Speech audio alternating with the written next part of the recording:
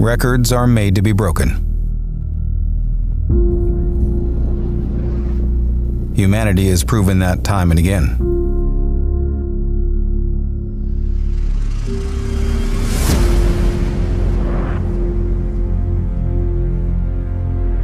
Setting a record puts your name in the history books amongst legends.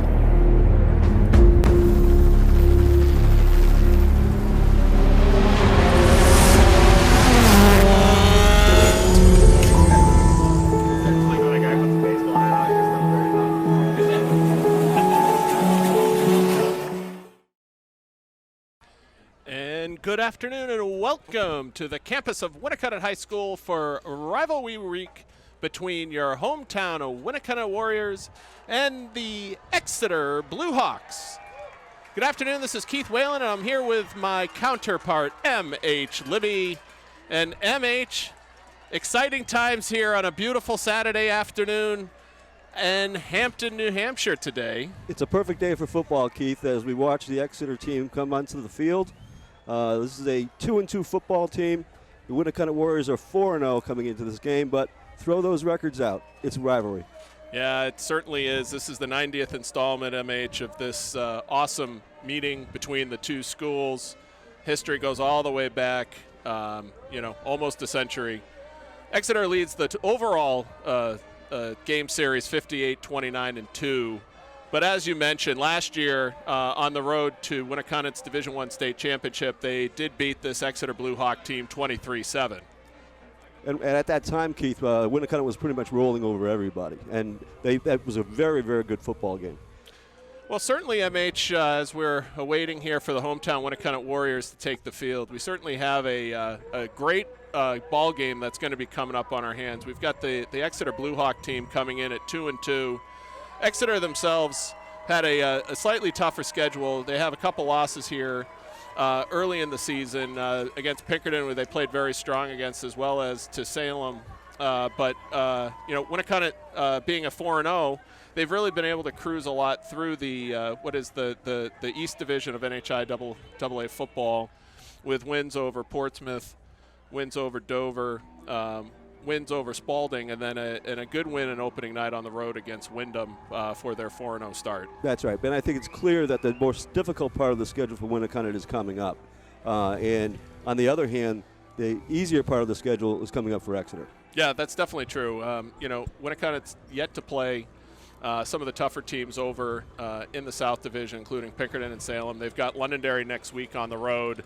Then they have Salem here, then they're on the road at Timberlane, and then they'll close out the regular season against Pinkerton here at home. So good news is that they got 3 of their 5 remaining games at home, and certainly we're interested to see how this one is going to be able to begin, because I think one of the important things, MH, is going to be ball control, lack of turnovers, and MH, I'm just quite sure if, I'm not quite sure what we're going to see out today in terms of ball control. We know this Exeter team does an outstanding job generally protecting the ball, playing good defense, a lot of misdirection on their offense. What do you think we're going to see out of this Winnacunnet team today? I think it's going to be mirrors. They're going to run the same kind of plays, and it's like looking in the mirror yourself. Yeah. Yeah, and I think, we saw a little bit, one of the things that is definitely true is I think we've seen a lot of improvement, certainly out of the Exeter Ball Club. They've had a couple of really good games. They had a really good 10-6 win at home last week against Wyndham. And sure enough, we're really hoping to be able to see how it is that they're going to, be able to proceed here this afternoon against this very stingy and tough Exeter defense. That's right, and I think if it's your first game watching of this year, there's a lot of new names on this Winnacunnet team. They graduated out of that state championship team. They graduated a load of players, and now these kids are getting their opportunities to play, and they're playing very well. Yeah, absolutely. So we're going to go here to listen to our national anthem.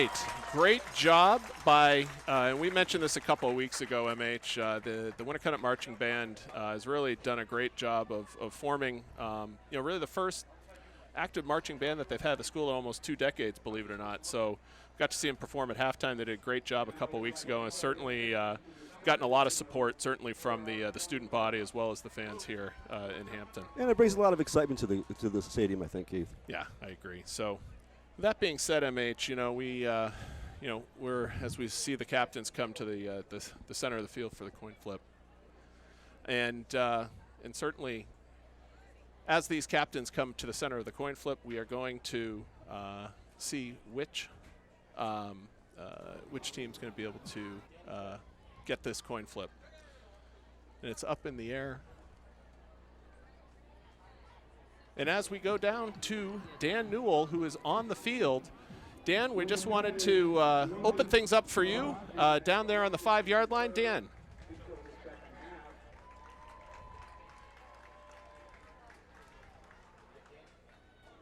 30 years myself wearing those stripes.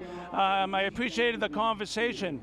After realizing the complexity of the split offense that Winnacunnet uses, I asked him how his wingmen were going to approach that with the complexity of the offense.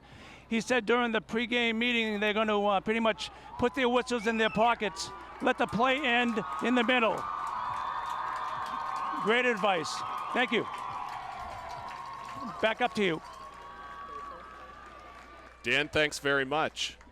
So as the coin flips were executed, it looks like we're going to have as we talked about earlier, MH, just a tremendous weather day here in New England. You couldn't honestly ask for a better September afternoon. And I remember, Keith, the last few games we've had the Exeter game, whether it's been home or at Exeter, they've been beautiful days. Yeah. No, it's definitely true. I mean, we've definitely been, certainly fortunate here. If you look at the field down here, first of all, they've done a tremendous job getting this field prepared for today's game. The field looks fantastic. We had some heavy rain here earlier in the week, but the fields look phenomenal. Certainly from a breeze perspective, it's more of a cross breeze across the field today, really coming over the from your camera point going to the far sidelines. It's a breeze from the south. So it should be sort of equal in terms of effect on both teams. And as we are ready to go here, Winnacunnet kicking off from the 40, trips back across the 5-yard line for Exeter, and off we go. Rivalry continues here at Winnacunnet. Ball received at the 5-yard line and tackled right at the 20-yard line. Pretty good opening special teams play by the Winnacunnet Warriors. He was gang tackled down there, Keith. It was great pursuit. So here we go. The Exeter Blue Hawk offense that we've seen for so many years tend to run a lot of 3-back types of sets. Certainly, one of the things we've read in the pregame and just over the last couple weeks that they've been working with a couple different quarterbacks. So we're going to see who comes out to start here. Again, that traditional 3-back look in the backfield for Exeter on 1st down and 10 from the 20. And this time, not much there over the center. And he was driven back, Keith. That was just fantastic pursuit. He had no room to move. And we should note that it's nice to see Jordan Fuller back in the lineup. He missed a couple of games, was back last week, but he is the stalwart safety and calls all the defensive plays. Yeah, that's a good point, MH. Winnacunnet had a little bit of the injury bug. They've had a lot of their skill position players have injuries over the first couple of weeks between Joe LaRosa, the quarterback, and Lou Granger and Fuller, who's been nursing some ankle problems. 2nd down and 11, loss of 1 on 1st down for Exeter. This time a decent gain on 2nd down. They get about 5. Ball spotted at the 26. That was number 17, Adam Gray, who ran that football. 3rd down and 5 coming up for the Blue Hawks. And to your point, Keith, this Winnacunnet team, this is really the first game where everybody's healthy. Fennessy even came into the beginning of the season injured. So they're 4-0 with a patchwork team in the first 4 games. Yeah, if you look in the center of that Winnacunnet line, I mean, that certainly is one of their areas of strength, right? You've got Eli Witham up there in the middle. You got Fennessy. 3rd down and 6, and this time looks like a Winnacunnet player jumped. Looked like Devin Miller, who did a lot of nice jobs the last couple of weeks, especially on those run blitz coming up from the linebacker position, but this time it looks like he made contact, and it's now going to bring up a 3rd and short. And that's the kind of a mistake that really drives a head coach crazy, Keith, because the head coach of Winnacunnet said in the paper this week he believes the team that will win this game is the team that makes the fewer mistakes. Yeah. And, one of the things that, we certainly want to see from this Winnacunnet offense for sure is, a couple weeks ago in Spalding, they turned the ball over a couple times. Certainly looking for a little bit more consistency out of the offense, but certainly don't want to see it on defense either. 3rd down, and it doesn't look like they've gained the first down. It stopped at the 25, say the 30-yard line, so it's going to be short by a yard, MH. Yeah. And I imagine that we're going to see are they checking it out here? They may measure. I think they may measure as well. Yeah. Looks like the running back for Exeter was stopped right at the 30-yard line. However, they gave us sort of a favorable spot here, about the 30.5. And this is the game plan you're going to see from Exeter the entire game, Keith. I mean, they're not going to give it up if they can't move it. They're going to run, and run. And they will not be passing much in this game, and I expect Winnacunnet to be passing very often. Yes. So it's going to be 4th down coming up, and number 10 for the Exeter Blue Hawks, Josh Morissette, is going to punt the football. Single player deep for Winnacunnet. Brendan Kazmarczyk. And it's a good kick. It sends Kazmarczyk back all the way to the 30-yard line, evades an initial tackler, and it's down the sidelines. That's Lou Granger. Lou Granger has it. He doesn't go out of bounds yet, and he's got it all the way down to the 31. So Lou Granger's a lot faster than people think he is, thought he was this year. So, MH, believe it or not, it was basically a 40-yard punt and a 40-yard return, and a huge, huge, huge special teams play right off the bat for the Winnacunnet Warriors. So they had a nice initial coverage on their kickoff, a big special teams play here, and they're now in business at the Exeter 31. 1st down and 10 coming up. 9 minutes, 36 seconds left first quarter, and a penalty on the field, MH. Yeah, 2 flags, one about the 35-yard line, one at the 50. The thing that amazed me about this Winnacunnet team this year, Keith, is how deep they are at running back. Last year they graduated 2 star running backs, and we didn't see a lot of these kids. Now Fuller is finally back healthy. Yes. They've got Granger, they've got Kazmarczyk. So when one of these guys goes down, they've got plenty of room to pick them up. So wipe out the good return on the special teams play with the penalties, and that's going to put back Winnacunnet 1st and 10 at their own 24-yard line. So they're going to re-huddle here. And this very stout Exeter Blue Hawks defense we're going to see them for the first time this year, MH, where we certainly think that this is going to be a very, very tough battle trying to run against this Exeter Blue Hawks defense. So let's see how they do on 1st down. Joe LaRosa under center. Fuller in the backfield along with Kazmarczyk. With Granger. Granger takes the pitch on 1st down. He tries to get the edge. Maybe a slight loss. His forward progress is stopped at the 25. And that's the thing about these running backs. You've got these 3 running backs that will take a lot of the downs, but they're completely different. Granger's a really fast kid, much like Billy Powers last year that went outside. And then you've got, obviously, Jordan Fuller, who's a big, strong kid with great moves. So, Dan, down on the field. Yeah, you're right on, guys, up there with the Exeter offense. They're running from a tee. Should be very little passing. We have an easterly wind. It will benefit Winnacunnet here if they plan on passing it all. Back to you.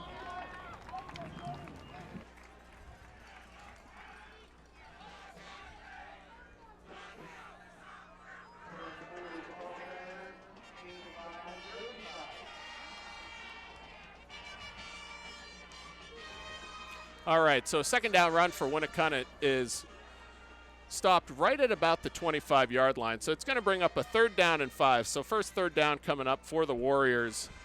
Again, as you mentioned, MH, Joe LaRosa under center. Looks like we've got receivers all on the far side of the field, split backs, 3rd and 5. LaRosa rolls out. He looks for Joe McDougal, who's wide open. And he makes the catch at the 42-yard line of Exeter. Great execution. Gain of 25 yards and a first down for the Warriors. And you and I were talking before the game. Joe McDougall was a fantastic tight end. And the flag is down in the backfield once again. Yeah, there's a flag sitting on the 26-yard line, and it looks like the Winnacunnet team is coming back. So 3rd down and 5. We're still yet to see a signal here. But in the usual spot of a hold. Yeah, probably.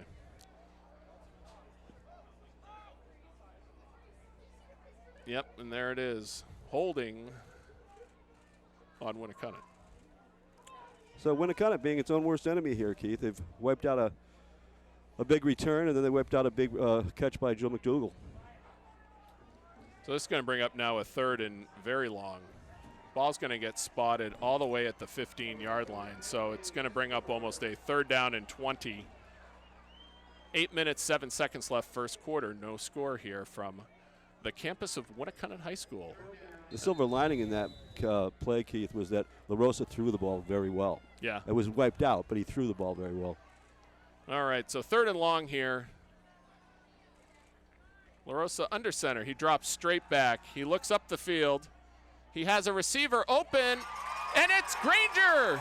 First down out of the backfield. Gain of 23 yards on 3rd down, and it's a first down for the Warriors. And once again, Keith, a very well-thrown football by Joe LaRosa, who we're not used to seeing him throw the ball that often. It's not like Pat McDougall last year where you expected him to throw the ball downfield. That was extremely well thrown. Yeah, his first couple throws have been right on the money, MH, and really been very, very, very soft-looking passes, too, like passes that are very catchable, which is awesome. So 1st down and 10 coming up for Winnacunnet, split backs. LaRosa under center. This time the handoff, and not much there. First down, gain of about 1. Ball spotted on the 39. So, MH, what do you think so far you're seeing out of their offense? Well, I'm surprised. Unfortunately, they made big mistakes, but I'm seeing much more throwing than I expected to see. But I think that's because they're in such a tough spot. What they want to do is do the same thing that Exeter did against them, just run the ball. Yes, yeah. And again, as we mentioned, you know, wind is a little bit of a factor here. It's a fairly decent breeze, but it's blowing across the field from the south to the north. So from our vantage point across the field. So 2nd down, let's call it 9. This time they run a little counter, and there's not much there. A lot of good penetration by Exeter. Minimal gain, 3rd down. Yeah, they're taking time off the clock, and you know, the bottom line is, Keith, that this is exactly what we expected. These so-called experts in high school football expected this to be a 1 touchdown game, 7-6 or something like that. So there's no surprise. Yeah, no, I mean, we've seen, you know, as we mentioned earlier in the broadcast, you know, this Exeter team last couple weeks, you know, against Wyndham, they held them to 6 points, held Pinkerton at only 17. So pretty good defense here for Exeter. 3rd down and 8. This time they run a little misdirection. LaRosa's going to keep the football. He's got a lot of running room. He's down the sidelines to the 20, to the 15, to the 10, and out of bounds at the 5-yard line. A huge play. Once again, great play call. Gain of 55 yards and a first down for the Warriors. Super play call, Keith. There was nobody in front of LaRosa. LaRosa showed some real speed there, Keith, coming through the middle of the field and down the sideline. So it looks like he's out at the 4, so it's a 56-yard gain here for a first down. Winnacunnet has a 1st and goal at the 4, 6 minutes and 2 seconds and counting. The first big play with there has not been a flag on the field. No. Got Fennessy here in the backfield now. They go big. Fuller as the deep tailback. 1st and goal. The give is to Fuller. He's able to get into the end zone. Touchdown. And a penalty flag comes in late, but a touchdown for the Warriors. And let's see what we have. We've seen that play a couple times last year, Keith, where they put Big Jim Fennessy in the backfield, and Fuller, whoever's behind, they would just follow him through the hole.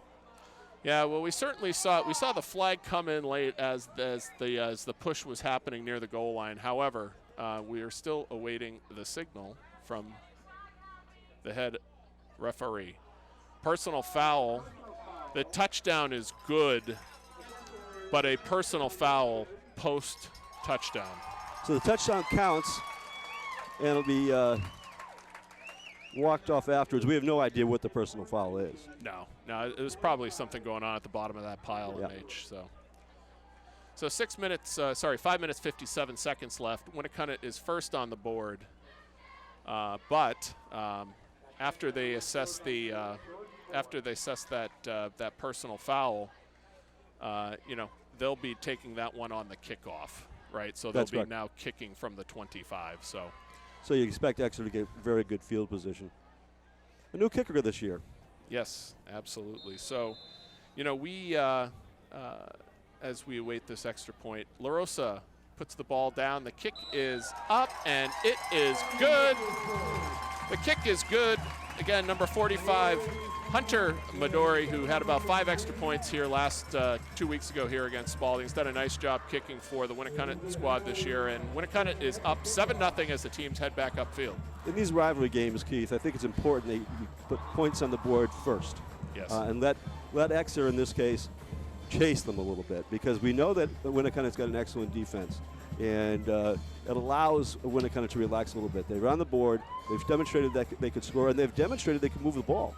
Yes, exactly. And, one of the things that is always good to see in these games, these teams are so familiar with each other. Obviously, it's a very focused practice week for both squads. But, we've seen it in this game. A lot of times you've seen some misdirection, some other things. Always try to throw a couple of wrinkles into the offense. And certainly Winnacunnet on their first drive was very successful with being able to put Exeter on their heels a little bit defensively. That's right. And this is the time now where Exeter's got to say, okay, we've got to move the ball a little bit. You don't necessarily have to score, but you've got to demonstrate that you can move the ball and get first downs. Okay, Hunter ready to set up and kick once again. Again, they got a kickoff from the 25 after the personal foul post touchdown in the end zone. So Exeter should look to be able to get decent field position. So Dan, we're going to send this down to you as we kick off. Yes, prior to the game, we look at both these coaches, Coach Offline, Coach Ball. They've known each other for years. There had to be some differences in their approach to the game. The run by La Rosa was something different, and I think we're going to continue seeing that throughout the game.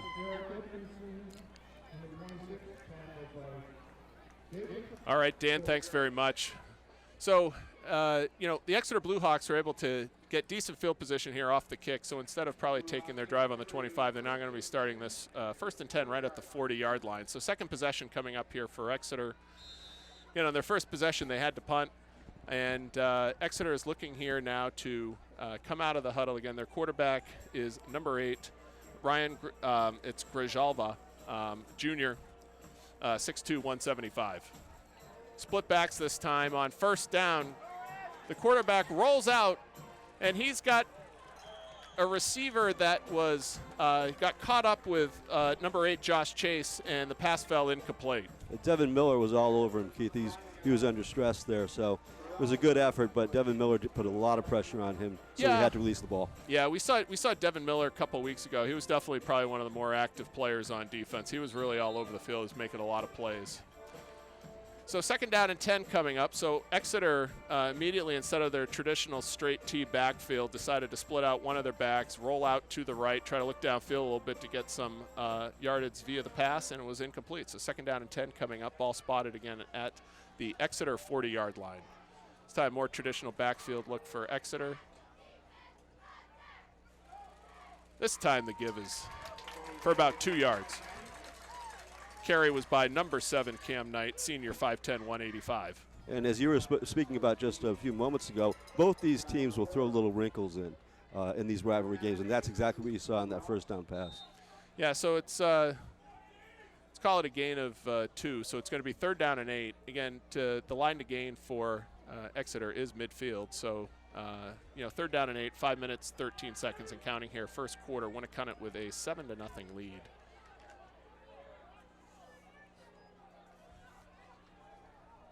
Center Doug Lenahan to snap the ball on 3rd down. This time they've got trips out to the right. They look deep downfield. There's a receiver that is well overthrown into double coverage and incomplete. And just like that, MH, it's another 3rd down incompletion and once again be forced to punt. The receiver had some room out there, Keith. He had a step on him, but we just hope the ball was overthrown. All right, so 4th down and 8 coming up. Exeter to punt again. Their punter again is number 10, Josh Morissette. He's standing at his 28-yard line. Looks like we've got Granger again deep. And there's the kick. It's a decent kick. Granger fields it at the 24. Granger is up the sidelines and a decent return all the way to the 42. 18-yard return for Granger. And a flag on the field, Keith. Yeah, there's a flag here on the near side at the 45-yard line. So a lot of yellow handkerchiefs on the ground so far in this first quarter, MH. It really has been. We'll find out. We haven't seen it yet. There's a second flag.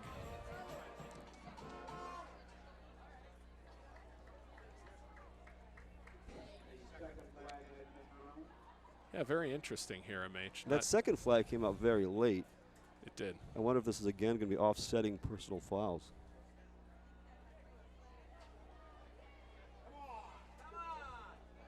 They're taking a little bit of time here. They just, one of these things, MH, in this important game is you want to get it right too. So the officials taking a little time, as much as the fans want to see this thing cook along. We want to make sure that we get all of these fouls properly attended to. So. All right, so the head referee here is coming to make some signals. So there's certainly a block in the back on the offense. Both calls against Winnacunnet, Steve. That's huge. There must be 5 or 6 penalties already against Winnacunnet here in the first quarter. There have been. Yeah. And the big thing is, Keith, they've wiped out big plays. They have. Yeah, because this, instead of, that ball received at the 24, he got about an 18-yard return to the 42. We're going to now see this ball come back deep into Winnacunnet territory. We have 2 officials standing down there about the 25-yard line. So I'm assuming we're going to be deeper than that, starting a 1st and 10 here, MH. Yeah, they're going to march it off from the point of the initial catch. So. They're going to be on the 10-yard line, Keith. Yep, there it is. Yep, 12-yard line. So once again, a big play by Winnacunnet, wiped out. Starting at the 13 and a long field ahead of them, 1st down and 10 with a 7-0 lead here. 4 minutes, 41 seconds and counting first quarter. And the Winnacunnet fans very dissatisfied with those calls.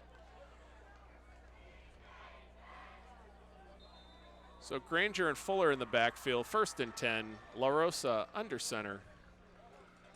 This time they again run a misdirection. This time La Rosa cuts it back inside and is able to gain about 6 yards on 1st down. Not a bad play for La Rosa. Not a bad play whatsoever. So ball spotted at the 20. Let's give it a 2nd and 4.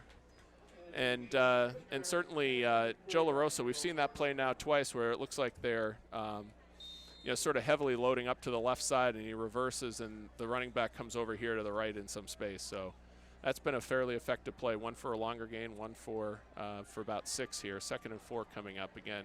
Joe La Rosa under center, split backs, near side receiver, and on 2nd down, sprint play over the middle.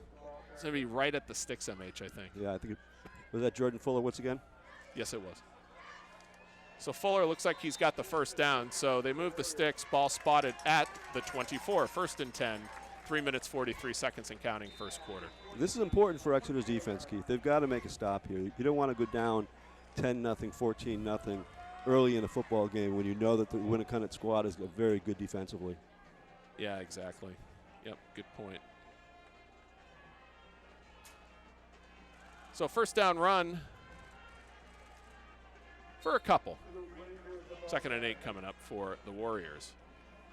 We were talking a little bit earlier, MH, around Tyler Hoare, and Tyler was having to take a lot of the quarterback duties. The last couple weeks. We're going to see him in a lot of offensive positions. He's certainly a great athlete and is another threat besides McDougal here to be able to catch the ball.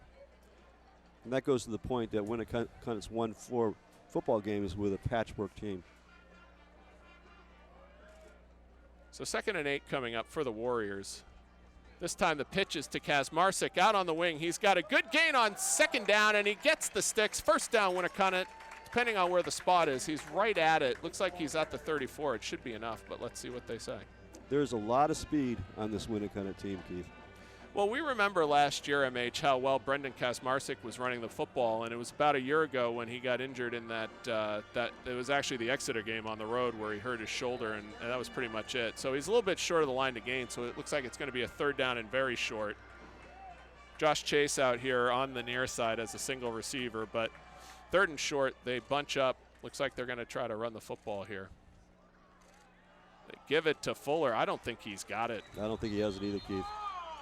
Oh, it's a favorable spot coming in from the near side official. Let's see where this ball gets spotted. You saw he ran in halfway between the 34 and the 35-yard line, and they get the first down. With that spot, they didn't have to even check it, Keith. We could see it from here. Yeah. So they give them the first down on the advancement of the football, and another first down for Winnacunnet. So they've certainly had some better sustained offense here, even despite all the penalties. They've done a pretty good job here offensively in their first couple series. Split backs once again for Winnacunnet on 1st and 10, right at the 34, 35-yard line. This time the give is over, and it's Kasmarczyk who tries to go over the right edge, and not much there. So pretty good defense. You know, we're seeing now a little bit more the fact that this Exeter defense is for real on their front four. Anything up the middle they've been able to stop without any problems. They've had some problems with the stuff if you can get it outside. Yeah, exactly. And so I'd expect you'd see a little bit more of the outside running. Well, certainly one of the things Winnacunnet's been doing over the last couple of years is really wearing teams down with a run. You know, their big offensive line, and then especially in the second half, really being able to start to blow open holes. So 2nd and 8 coming up for the Warriors. This time LaRosa keeps the football. Much better technique on that side from the Exeter defense. That was cleaned up by number 9, Jake Ross. And Adam Gray was there as well, Keith. Yeah, so a decent gain on 2nd down. It's going to bring up a 3rd down and 2. So LaRosa's been pretty effective running the football here and making some misdirection plays and some beautiful throws. So he's had a good game so far, MH. He has. We're inside a minute here, first quarter. 50 seconds left. Time running. Ball spotted at the Winnacunnet 43. 3rd down and 2 coming up. Winnacunnet needs the 45 or so. 4-man front for Winnacunnet. They expect the run. They get the keeper by LaRosa, and he's got the first down at the 46. 3-yard gain. Once again, beautiful play by Joe LaRosa. And don't forget, Keith, Joe LaRosa, this is his first year as a starting quarterback. That is true. And he's looked very, very good. Yeah, he's been, you know, so far, you know, we were very, very worried after week 1 when he took the punishing play over at Wyndham, and you know, certainly everybody's thoughts and prayers were with him as to make a speedy recovery, and it's really great to see him out here on the football field here in week 5. Oh, it looks like Exeter jumps that time on 1st down, so a hard count by LaRosa. 15 seconds left here, first quarter. Yeah, dead ball offside, so the first mistake for the Blue Hawks. And that was a relatively obvious penalty, Keith. But again, like you said, it's the first mistake they've made. I think the entire Exeter defensive line was in the neutral zone. I think so too. So 1st down and 10.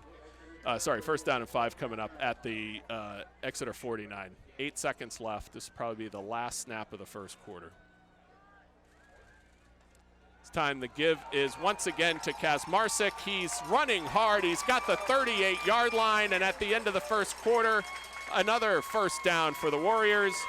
And as we exit here at quarter number 1, Winnacunnet MH has a 7-0 lead. Exactly what we expected, Keith, from both teams. Running the ball hard, except for the fact that Winnacunnet's had a lot more success running the ball. And if they didn't have these devastating penalties, we'd have a completely different ball game, I think. Yeah, absolutely. And, you know, certainly as the teams switch ends of the field here, I've been really impressed, MH, with this Winnacunnet offense. It's certainly been the most consistent that I've seen them so far this year. Probably their best quarter of football. No question about it. But once again, Keith, the first time they've been very, very healthy. Yeah, absolutely. So, you know, the health has been tremendous. But, you know, certainly, Dan, as we kick this down to you, you know, certainly an impressive first quarter for the Winnacunnet Warriors. That's where you win and lose games like this. Dan Milliken's offensive line is doing a great job to this point, and the defensive coordinator for Winnacunnet is also. He's filling the gaps with his linebackers. a great game approach on their part.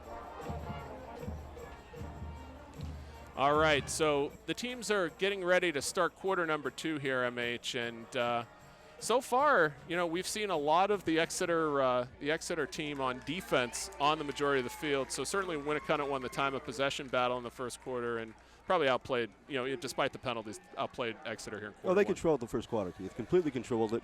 And like I said, if it wasn't for those big mistakes, we'd probably have a different ballgame. We might have a 14-0 game, a 21-0 game. Yeah. So first down coming up here, ball spotted at the Exeter 38. They're just getting ready to put this ball whistled into play. Split backs once again, 1st and 10. Fuller over the middle, gain of 3. And I saw Jordan beginning of the year. And I tell you, he put a lot of strength and weight on over the last, since I saw him last year, a lot of muscle. Yeah, I mean, he's certainly been, you know, a standout player for one, but for two, you know, as a young kid last year, you know, had some effectiveness, and you know, they're going to have the benefit of having him around in this program for a while, which is a huge plus. Second down and 6 coming up for the Warriors. This time, LaRosa keeps the football, makes a good decision with that. He covers up, gets the 28-yard line, and it's good enough once again for a Winnacunnet first down. And I think you just made the point, Keith. The best thing that I've seen from Joe LaRosa in the first quarter of this football game is his decision-making. He knows when to hold the ball. He knows when to kick it out. And he's only been this is the first year as a starter. He's really learned this veer. Once again, he sat behind Pat McDougal last year and learned from one of the best. Yeah. And, you know, Joe so far in the reads that he's made, he looks very under control under the center position. It's been very good to watch him play football here today. And it's going to be a first down once again for the Warriors. Ball spotted, 28-yard line, 1st and 10. This time the give is again up the middle. They get about 3 yards. So it's going to be a lot of work breaking through this Exeter line, but part of the strategy here is to just continue to block and run forward, try to wear these guys down a little bit. This is a tough Exeter defense for sure, MH. Very tough Exeter defense, but they've been on the field for a long time, Keith. Yes. And like you mentioned earlier, Winnacunnet's plan is to wear these guys down and get them in the fourth quarter. Absolutely. So we got Granger here on the left side, Fuller on the right side. Hoare and Chase as the 2 receivers. LaRosa under center on 2nd down. He decides to pitch. It's fumbled, and Lou Granger is going to wind up taking a host of licks from the Exeter defense for a loss of 3. That was a high pitch. First real mistake I've seen from Joe LaRosa on the pitch. It was just too high. Granger had a difficult time getting a hold of it. Yeah, it looks like it's a loss of 3 or 4 yards. So it's going to bring up a 3rd and long. They've got about 11 yards. They have to make the 20-yard line here. This time we've got Granger split out to the right alongside Hoare. We have Joe McDougal on the end of the line here, and running backs Kazmarczyk and Fuller, and a timeout for the Blue Hawks. So they saw something they didn't like, and it might have been the possibility of Joe McDougal coming out here in one-on-one. I think that's exactly what they saw. And I was even going to say before the play, I would not be surprised to see Joe McDougal get this football. Yeah, it looked like one of those plays where they had it set up to get Joe McDougal sort of in isolation with LaRosa rolling back. And I think Bill Ball probably saw that same thing. And, you know, we're just guessing up here, but they certainly didn't like the offensive formation that they saw come in. So, again, I think it's been a great play calling first quarter and first half for the Winnacunnet offense for sure, MH. No question about it. And be honest with you, Exeter's played pretty good defense. They've only given up 7 points. Yes. In a game where, you know, Winnacunnet's really been controlling it. Yes. Yeah, absolutely. But this is danger time. This is danger time. You don't want to go in 14 down into the second half. And so I think what they've got to do is that's why they call the timeout. We got to stop this right now. And it's a big down. It's been 3rd down. You know, there's been a couple of long 3rd down and distances so far where Winnacunnet's executed a first down. So probably a good timeout to sort of regroup the kids and say, hey, look, you know, they're not in really a good scoring position. It's probably 4 down territory as well for Winnacunnet. So even if they don't make 3rd down, they'll probably go for it down here on 4th down. So I agree. It's just way beyond field goal range for the Winnacunnet kicker. Yeah, that's correct. This would be like a 47-yard field goal from this spot right here. So 3rd down, LaRosa rolls back. He comes back here to the near side. He's in trouble. He's going to get sacked. Oh, it's a... Is that a fumble or... It looked like a forward pass. It looked like a forward pass to me. Flag went down on the field. I think that's just to mark where the ball was. I'm not sure it should be grounding because Luke Granger was in the area. It looked like he was trying to throw it to him. He actually picked up the ball on the bounce, believe it or not. However, it looked like the flag was thrown in the area where they would call intentional grounding. So let's see what that the doesn't call make is. much sense to me, Keith. Yeah, no, that's exactly what it is, though. That's another tough call. That's another very difficult call. Yeah, I'm not so sure about that one. Again, you know, Granger was clearly in the area because he picked the ball up off the first hop. However, that is the call. So it's going to force obviously a loss of down. It's going to be 4th down. It's going to shove back Winnacunnet even further. And the other thing, MH, is you know, we don't have our official calculator up here, but the penalty yards for Winnacunnet in the first 15 minutes there is not good. No, it's got to be, Keith. I mean, feels like 100 yards. I was going to say 100 yards. Yeah, it's been a lot of penalty yardage taken. So here's the punt on 4th down. It's an okay kick. It's a good, favorable bounce for Winnacunnet. It's going to get inside the 10 and get downed at the 8. So a 40-yard kick, no return, and a good special teams outcome again for Winnacunnet, and they stuff Exeter deep in their own territory. The only real mistakes that Winnacunnet has made today has not been on the football side. It's been on these stupid penalties. Yeah. You know? Yeah. Yeah, I mean, the La Rosa penalty was a little tough there. There was a receiver in the area. I thought it legitimately, he actually tried to get the ball to Granger as he was falling to the ground, but the officials disagree with that. However, we don't have the benefit of replay here in the booth either, so we're just talking about what it looked like live. Yeah. We'll have to go back and watch that one. So 1st down and 10, ball spotted at the 8. Gain of about 2 on 1st down. Again, you know, with that big 3-back set for Exeter, sometimes with all their misdirection, it's tough to see who got the handoff there. This time it was Adam Gray, 5'8", 170 senior for Exeter. 2nd down and 8. So when Exeter is not changing the game plan, Keith, and I didn't expect that they would. They're just going to continue to pound the run. Yep. Again, 8 minutes, 50 seconds and counting here, 2nd quarter. Exeter would, you know, in a lot of their games this year, you know, they've been playing a lot of these lower scoring tight ball games, and this is sort of a signature calling card for Exeter. They love to play this ball control type of game. And this time, not much there. Good penetration by the Winnacunnet defense. James Fennessy cleans it up, and it's 3rd and long coming up for the Blue Hawks. James Fennessy seems to have been calling that name for a long time, doesn't he, Keith?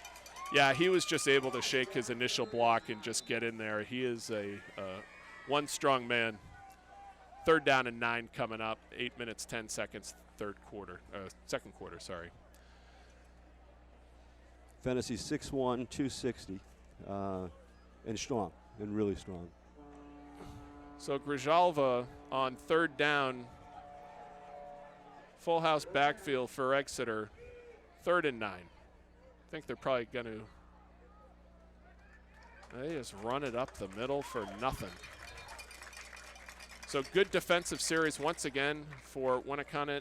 Long 3rd down and distance. Exeter plays conservative and chooses to punt the football. I think they did want to make a mistake way down in that end of the field, Keith, so they just took the safe route and hope they get a decent punt. Chase and Granger back deep. Granger's the deepest of the 2 receivers. This time Morissette has a decent kick. It's going to bounce in front of Granger and just he's get going to let away it roll. from it. So it's going to roll to about the 44, so 34-yard punt, no return. 34-yard punt, no return. And Winnacunnet will take over with great field position. All right, Dan, down to you. Yeah, as I said earlier, this game's going to be won in the trenches. The defense for the Warriors is doing a tremendous job in the trenches. Opponent wanted to bring up on the Warriors' last offense. The safety seemed to be filling the gaps for Exeter. The safety and one of the D-backs pursuing from the back end. All right, 1st down and 10 coming back here. Ball spotted at the 44-yard line. La Rosa hands it off, and there's decent running room over the top. gain of 8 on first down, MH. So we talked about them trying to start wearing them down a little bit. This Exeter defense is going to start getting tired, you got to imagine. No question about it. They've been on the field for a long time, and I think that was Granger once again up the middle. We used to see him run outside, but he went right up the middle that time. So they may be getting tired. They've been on the field for a long time. Yeah, I mean, Exeter's had a couple of 3-and-outs, and that's been about it. So 2nd down and 2 coming up. And we got Chase here near side, Hoare far side, split backs. 2nd and short.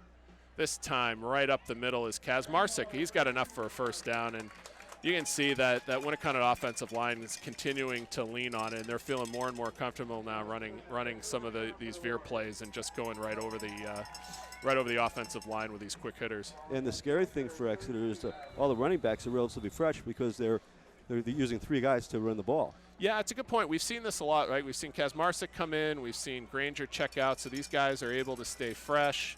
You know, their running backs at Winnacunnet here are like 5 deep, MH. You know, they've been running all sorts of guys. You know, we've seen even when there's been injuries. So this time LaRosa rolls back. He throws up the middle of the field. It's a dangerous throw, and it's complete down to the 2-yard line.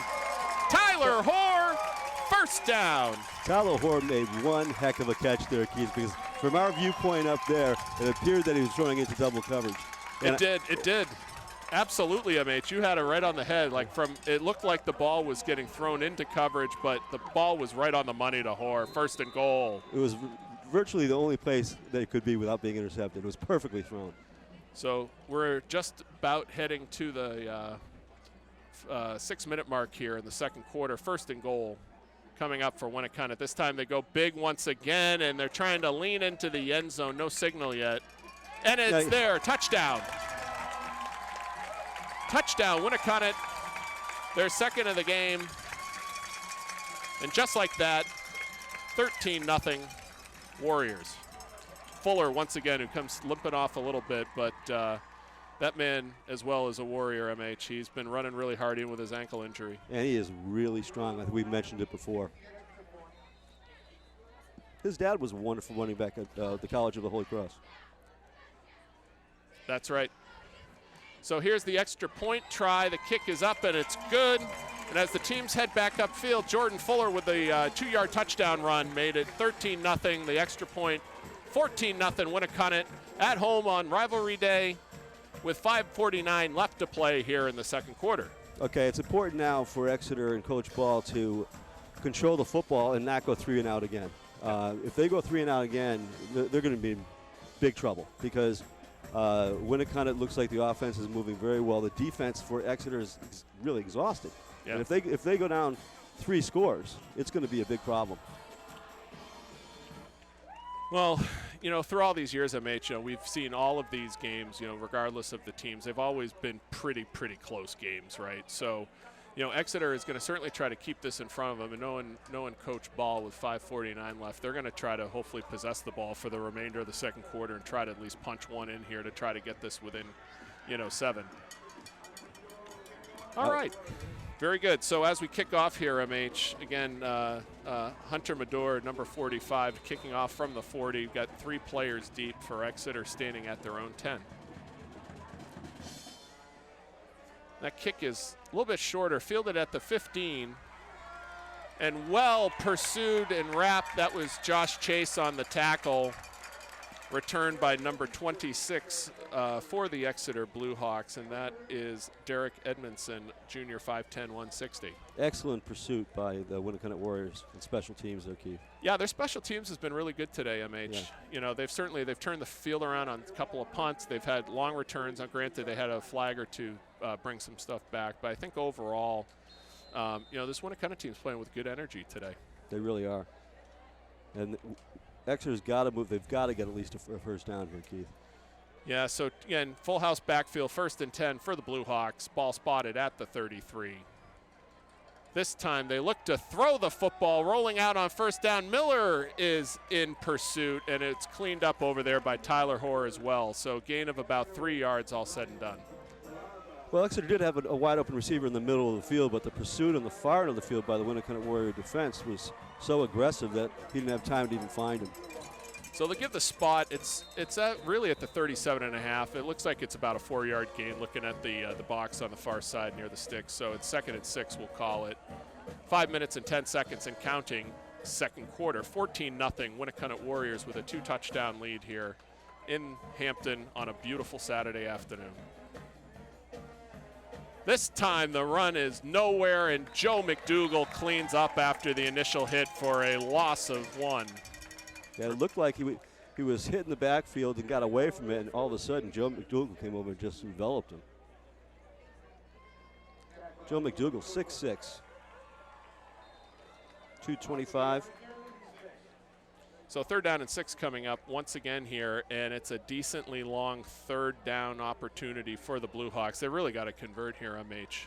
3rd and 6 for the Blue Hawks. This time they look to throw that's well contained on the edge, and it's not going to be enough for a 1st down. Good coverage in the secondary. They took a quick look. It wasn't there. Quarterback was forced to keep it, and they do not get the line to gain, and it's 4th down. And they only took about not even 2 minutes off the clock there, Keith. So it's obvious that Winnacunnet's going to get the ball in great field position again, and plenty of time. So Granger standing back at about his 30. It's a really good kick by Morissette. It's over his head, and it's down at about the 19-yard line. Yep. So, wow. That was a clutch play by Morissette. So about a 44-yard kick, no return, and that was a big play for the Blue Hawks. Really good punt by Morissette. And they needed it, Keith. Yeah. So 3 minutes, 50 seconds left here, second quarter. Winnacunnet, on offense, MH, we did the broadcast against Spalding a couple weeks ago. They had some fits and starts in the first half against Dover last week on the road. Then they brought LaRosa back in. They were still being a little bit cautious with him, and had a really good, last drive of the first half, drive of the second half. They've looked good today, so their offense is clicking a little bit more as we get deeper into the season. And I think that's because it's the first time they've been all healthy. Yeah, makes a lot of sense. 1st and 10, the give is up the middle, and that is Lou Granger for a gain of 5. So we're now seeing where maybe the first couple of possessions, they weren't able to get much over the middle. They're starting to open up a couple of holes over the top, and that's a decent gain again on 1st down. Yeah, and they're starting to get a good push up front, and obviously Exeter's defense, especially their defensive line, must be exhausted. Yeah, absolutely. So 2nd down and 5 coming up for Winnacunnet. 3 minutes, 23 seconds left here, second quarter. Got Tyler Hoare over here near the 20-yard line on the near side. Split backs. And a lot of running room over here. Here comes Kazmarczyk. He's up the sideline. He's at the 40. He's out of bounds at the 38-yard line. And a big gain for Winnacunnet. Gain of 37 yards and a 1st down on the ground for the Warriors. I think the thing that jumps out at you, Keith, really jumps out about these Winnacunnet Warrior running backs is how fast they are. Kazmarczyk can fly. Granger can fly. And Granger appears to be a little bit injured. He came off the field right before the play before that one, and was a little gimpy on the sideline. The trainers are looking at him right now. All right, MH, so a 1st down for the Winnacunnet Warriors once again, and we're certainly seeing them running very effective offense. Ball spotted at the 41. 1st down.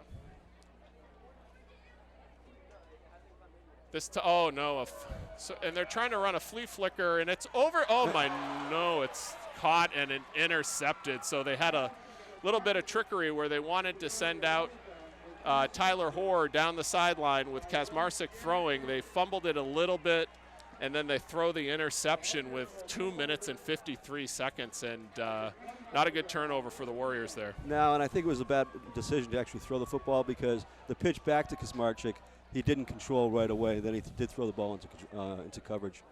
He did have Hoare open. It was just slightly underthrown, and it was a good defensive play. And, those are one of those plays where you got a 14-0 lead, and Exeter desperately needed a play like that to keep them in the ball game, and they got it. So good job by the Blue Hawks, and they take over 1st down and 10.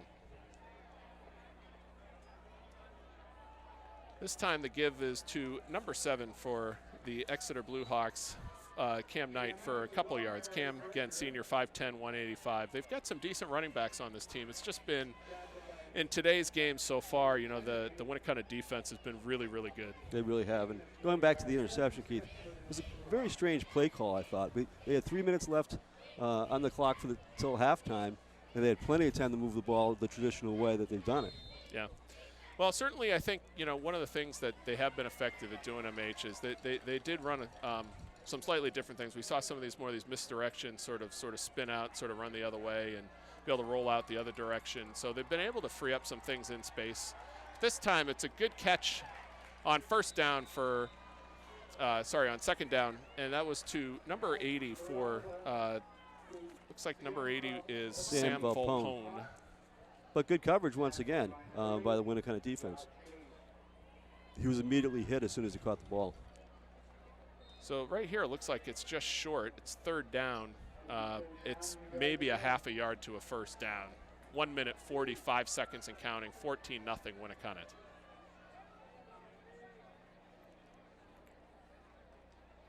It's a first down and a decent gain.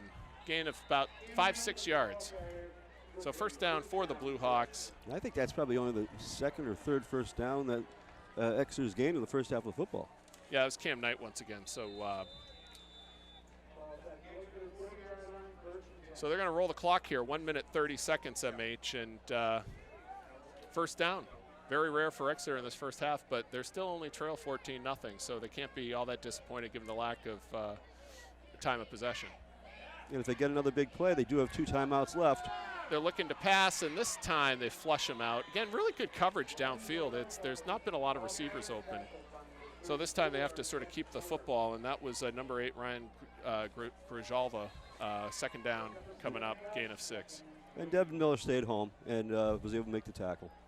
So time's still ticking here, 54 seconds, 53 seconds and counting. Yeah, I think Coach Ball just wants to get through this quarter of football and move on. Okay. Or this half of football and move on. Second down and 3. This time they run a counter, and Devin Miller is right there, and he ran right into his arms, and it's going to be a loss of 2. 32 seconds. Devin Miller's had one heck of a first half of football. Yeah, absolutely. Absolutely. So time keeps ticking. We're going to see here, there's a timeout Exeter, their second of the first half. So MH, putting your coaching cap on with 23 seconds left in the first half. If you're Exeter, what do you do here? If I'm Exeter right here, I just want to get back to the locker room. Yeah. I don't want to make a mistake. I don't want to give Winnacunnet the opportunity to score any more points. Yeah, it's an interesting call, MH. You know, with the third down coming up here, they probably have time for 2 plays. They have 1 timeout, 23 seconds left. Yeah. You know, they have to kick at the beginning of the second half as well, right? I think Winnacunnet gets the ball back, if I'm not mistaken. I think you're right. Yeah. So I think Coach Ball's got his hands full because he's got to make some adjustments at halftime, and I don't know what those adjustments are going to be because I don't think they can throw the ball that well. Right. So, as we wait to see, what's going on here, MH. You know, we see Big Joe McDougal coming out here, 87. Certainly, that defensive line has been really, really good for the Exeter Blue Hawks, or for the Winnacunnet Warriors. They've been fantastic. Yeah, perfect. So they're taking quite a bit of time over to discuss something. Maybe that Coach Ball has a special play in mind for this particular position on the field and in the time on the clock. So here we go.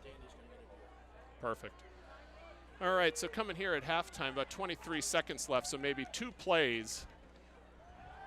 Rolling out to the right, looking downfield, not much there. Pretty good throw, actually, and it's out of bounds, so a completion there. This time it was to number 17, Adam Gray from Grijalva, and it's going to bring up a first down. They don't have to burn the timeout, 15 seconds left, so still time for a couple plays for the Blue Hawks. It was a well-thrown ball, Keith, but it was late. The receiver was open for quite a while before he actually threw the football.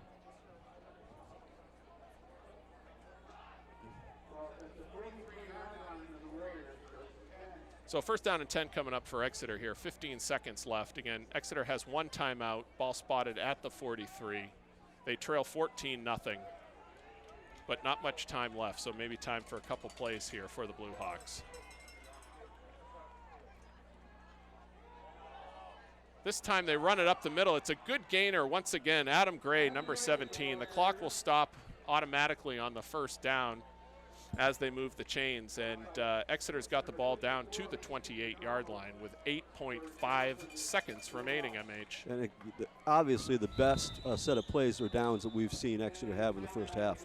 But Exeter here from this, from this field position, they have a legitimate shot to throw the ball in the end zone, right? Certainly no doubt from the 25. No question about it. They would be throwing into the wind, though, Keith, a little bit. Maybe you're right, but a little cross. It swirls now. Absolutely. But it would be one, from an Exeter standpoint, if they can get a score, any kind of score, going into halftime would really lift their spirits.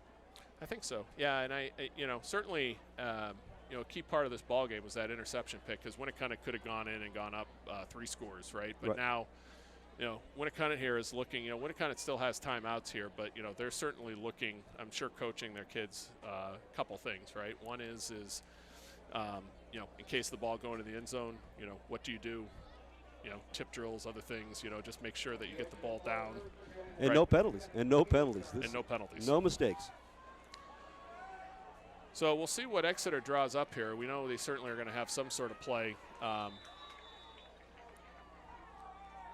Coach Ball being around for several decades, I'm sure he's got something in the back of his playbook here that he's going to throw out here. And it looks like it's trips here to the right. Nobody in the backfield with 8 seconds left. First down. And he's pretty well blocked. And here comes the rush. Joe McDougall gets him from the back, and it's dropped at the 8-yard line. There's still 2.5 seconds left, so the half's not over yet. They're going to get another chance.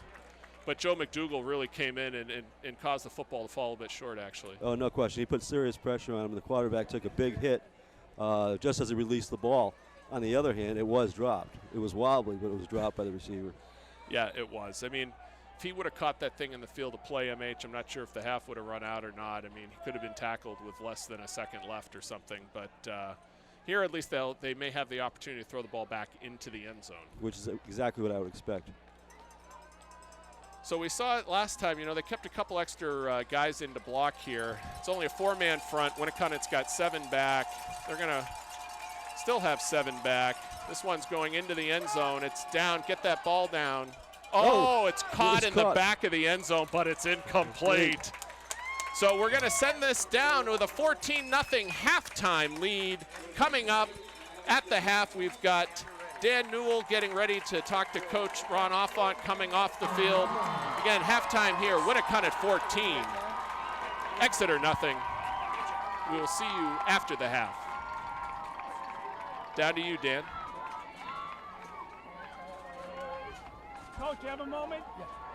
Yeah, how you doing? I'm here with Coach Offont here. You had to be pleased with the increase of the attendance here as the half went on. They seem to start out a little slow. Well, I was happy with our defense, but too many penalties. We got to clean that up. Yeah. Way too many penalties that hurt us. We were fortunate with it, but our defense is playing well. Yeah, the trenches have been won by the Warriors. Right now, so we got to keep that up. And you're going to address the penalty. Penalties, we got to talk about it. We can't hurt ourselves against a good football team like that. So we got to clean that up, run the football, stop the run, and don't give up any big plays. Understandable. Thanks. Good luck, Coach. Thank you. Yep.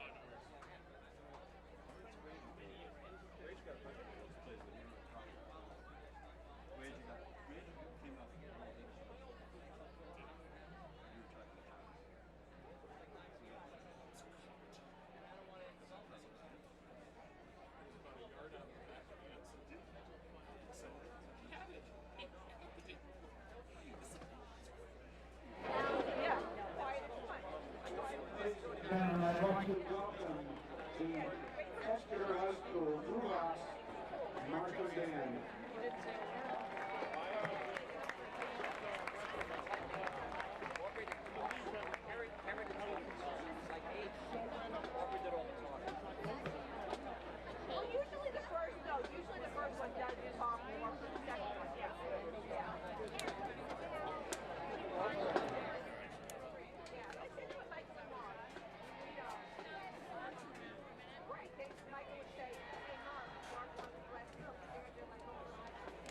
How much time is it? I'm gonna grab it. Hey. Yeah, just you'll know what's going on. Troy, they're dancing right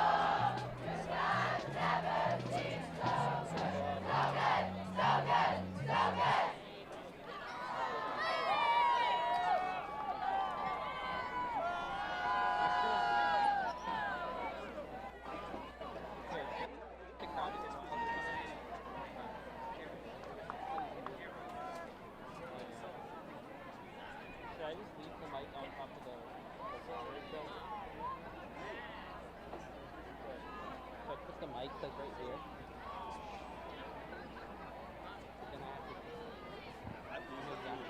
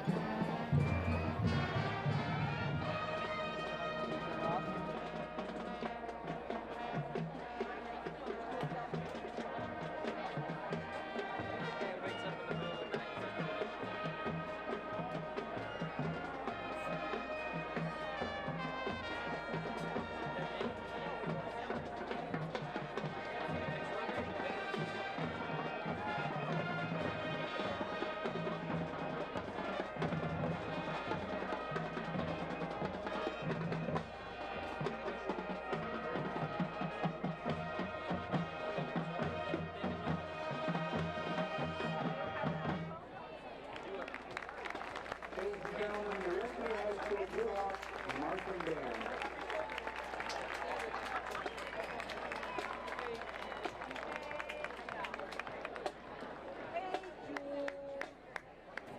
No. I remember the song we used to sing. I have the winning number of the 50-50 drawing. It's a red ticket.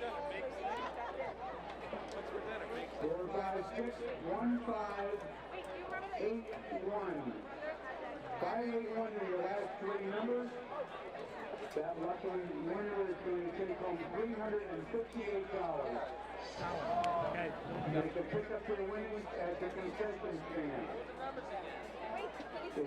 456 1581. 1581, the last four numbers. $358.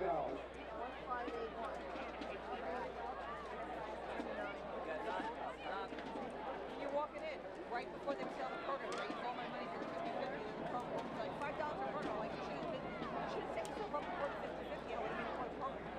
It's all about location. You know, here. Doesn't matter. But I got to show me the back. Ladies and gentlemen, now taking the field is Winnacunnet High School Warrior Marching Band under the direction of Mr. Ken Martin. With drum major English Dropper, percussion instructor Jason Gabo, marching instructor Christian Gum, and drill designer Elizabeth Knoll. This show is entitled... Hi, Bill. How you doing? Beautiful day for football. You have to be very pleased with the first half. It's a great day. Things are going perfect. Another half, and we'll see what happens.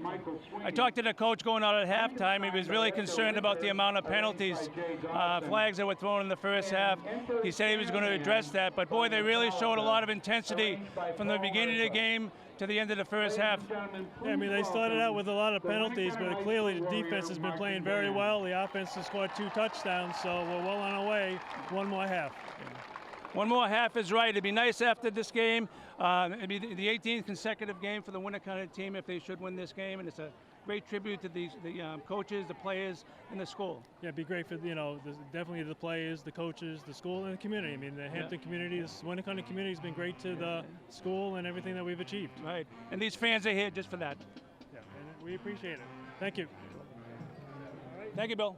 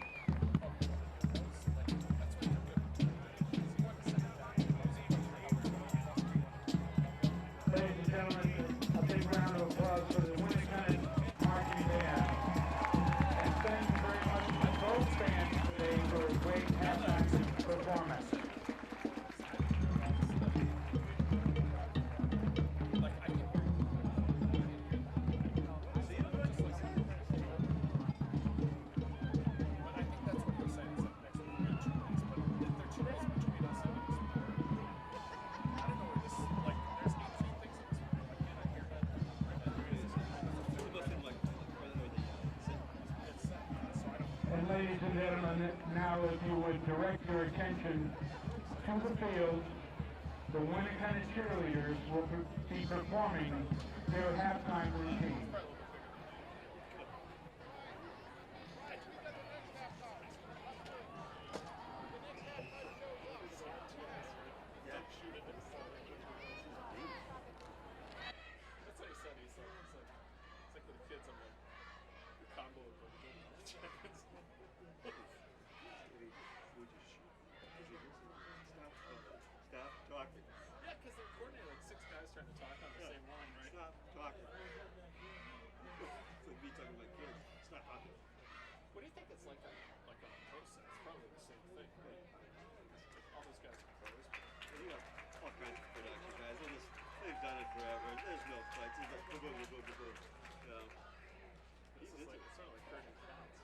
But this is not going to be on your local TV in Hampton. It'll be on mine in Norfolk.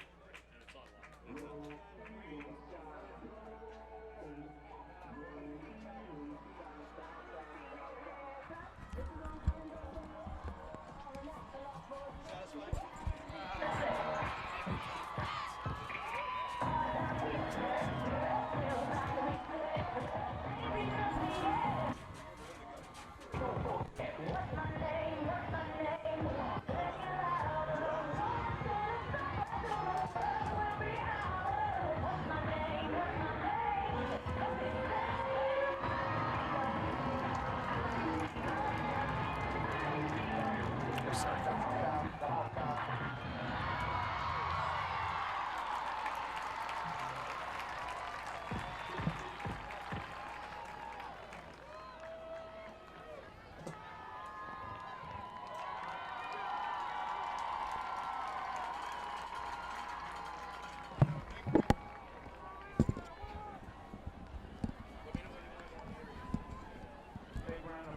Big round of applause for the Winnacunnet High School cheerleaders.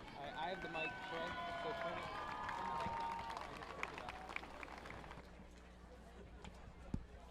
I guess it's okay. So we interviewed McGowan.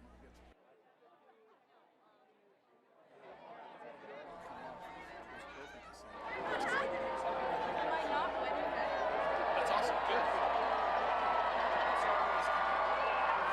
Hey, so I want to get the volunteers written down again so we can thank everybody, if you don't mind. Thank you.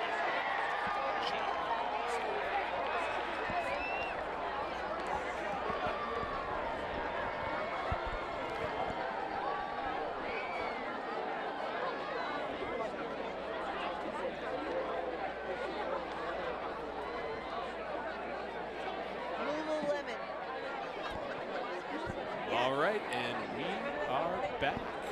MH, your impressions of the first half? Well, if I was the Winnacunnet coach and I was talking to his kids in the locker room at halftime, they've got a 14-0 lead. It could have been more. And the only thing I'd really be complaining to them about, or my players about, would be the mistakes and the penalties. Yeah. They turned the ball over once late in the second quarter, which was a real problem. I had trouble with the fact that they threw the ball downfield on a flea flicker. I didn't like the play call, but they made one mistake in the first half and a lot of penalty yards. I don't know how many penalty yards they had, Keith, but if you add up all the players that they lost, all the yards that they lost as a result of those penalties, you're talking about well over 100 yards. Yeah, it's true. I mean, if you look at the individual penalties, they had a personal foul. They had a couple of them actually. There was like helmet contact. There was another personal foul, so that was 30 yards plus. Couple of holding calls and all sorts of other stuff. The defensive offside, so. And they lost the big play by Joe McDougald on the sidelines, penalty. They lost the kickoff return, penalty. Right. So a lot of yards lost, and that's the only thing I'd complain about. I think that you're going to, what you talked about in the first half is that big offensive line of the Winnacunnet Warriors. At the end of this game, it's pretty warm out there today still. He's going to wear on the defensive line of Exeter. The Exeter defensive team has been on the field a long, long time. Yep, certainly. You would expect the Exeter coaching staff to make a couple of adjustments here. Certainly, they they hung in a 14-0 game. I think Winnacunnet outplayed them in the first half, but certainly Exeter to be able to move the ball. We talked about this a little bit at halftime, MH. The Winnacunnet front four and really the front seven, their ability to stop the run and really sort of control that line of scrimmage was instrumental to getting Exeter off the field and 3 and out. And they're not just going to always have to be able to run it in there. They're going to have to mix it up a little bit, Exeter, I think, to put the ball in the end zone. Yeah, and I think that I don't know much about the Exeter quarterback, but I think they're going to have to throw the ball because they're getting, what they're going to do. They're going to run it straight up at you. They had a little bit of luck at the end of the second quarter, but I don't think they're going to have a lot of that luck running the ball. Yeah, it looked like from this vantage point, even like that last play of the first half, it looked like the Exeter player did catch the ball, but he was out of the back of the end zone by about a yard. But it was a little bit of a scary moment. Winnacunnet had a 14-0 lead. They tried to run a flea flicker of sorts with Kazmarczyk, who couldn't get a clean exchange and then slightly underthrew Hoare here on the sideline. And where it looked like Winnacunnet could really pound it at Exeter and maybe try to go up 3 scores before the half, Exeter had their own play in the last part of that half to potentially try to bring this within 7, but alas, it fell incomplete, MH, and we're now looking at a 14-0 Winnacunnet lead, and Exeter having to kick off to start the second half. Right, and I think you're going to see, with a 14-0 lead, Keith, I think you're going to see much of the same thing that Winnacunnet did in the first half. You're going to see them run the 3 guys, run Kazmarczyk, run Fuller, run Granger. Although Granger did come out a little gimpy at the end of the first half. All right, so we're ready to kick off here. Sam Wolf, the senior, kicks off. It's a decent kick. It'll drive Kazmarczyk to about the 17-yard line, and it's pretty well covered by Exeter, and the ball is advanced to about the 28. So it'll be 1st and 10 for the Warriors to start this third quarter with what you always expect here, MH, every year, which is great fan support, certainly from not just the student body, but the town's former alumni, et cetera. It's an awesome venue. It's certainly our favorite game to do of the year during the regular season, no doubt. Especially when you have a beautiful day like this, Keith. Oh, yeah. I mean, I wish they'd play a doubleheader, MH, honestly. I could be out here all day. I agree with you. Get the barbecue going. 1st down and 10 coming up for the Winnacunnet Warriors. Ball spotted at the 28. This time a lot of room off of that left side, and Kazmarczyk continues to run hard, and he's got a 1st down almost to the 40. And that's the thing about Kazmarczyk. He's very, very fast, but he puts his head down and runs. He's a hard runner. Yeah, he's been a very effective back. We've seen him take more of the lead back role with some of these injuries, but they're certainly doing a 3-man rotation between Granger, Fuller, Kazmarczyk. It keeps everybody fresh and rolling, MH. It sure does. All right, so 1st down, ball spotted at the 39. This time Fuller and Granger in the backfield. This time the give is to Fuller up the middle and maybe a yard. Ball will be spotted just on the other side of the 40, but it'll be 2nd down and about 9. Yeah, he was met by the center of that defensive line of Exeter and really didn't have any room to run. Yep. That's if we look at the Exeter roster, you've got number 57, Carter Young, a senior, 5'10", 200 pounds. He's really lined up right over the nose of the football. And right next to him is number 60, Ryan Whitney, who you read a lot about. He's a senior, 6'1", 240 pounds. So they do have some good size on that defensive line for the Exeter Blue Hawks. 2nd and 9 coming up from the 40. This time, the ball is kept by La Rosa, and again, another good decision. Every time he's decided to keep the ball, MH, he's getting 6-7 yards a pop. And that's, like I said to you in the first half, where I said on the air in the first half, I only saw him make one mistake on his decisions in the first half. And that's pretty difficult to do one time when you're handling the ball so much. Well, certainly Winnacunnet's been a little bit more effective running the ball outside of the tackles. Whenever they're able to sort of trap that and get outside MH, they've been able to get some decent yardage, and that time La Rosa was able to get the edge off the right side. It'll be 3rd down and 2 coming up for the Warriors. Ball spotted at the 47. This time it looks like it's enough for a 1st down and then some. I think once again, can't see in the middle of the pile. Looked like Kazmarczyk. He really put his nose in there, and ball's at the 48. We'll see who comes out of that pile. A big block by Joe McDougall, too, Keith. He's played very well on offense and defense this year and today. It looks like it was Granger that ran that ball, and he comes off, get a brief respite, and the ball is spotted at the Blue Hawk 48, 1st and 10, 9 minutes, 56 seconds and counting, and Winnacunnet again has a good start to an offensive drive. And once again, it's jumped, so another hard count by LaRosa. That's the second time in this ball game he's been able to get almost the entire D line for the Blue Hawks to jump. And a lot of discipline by the offensive line just to stay there.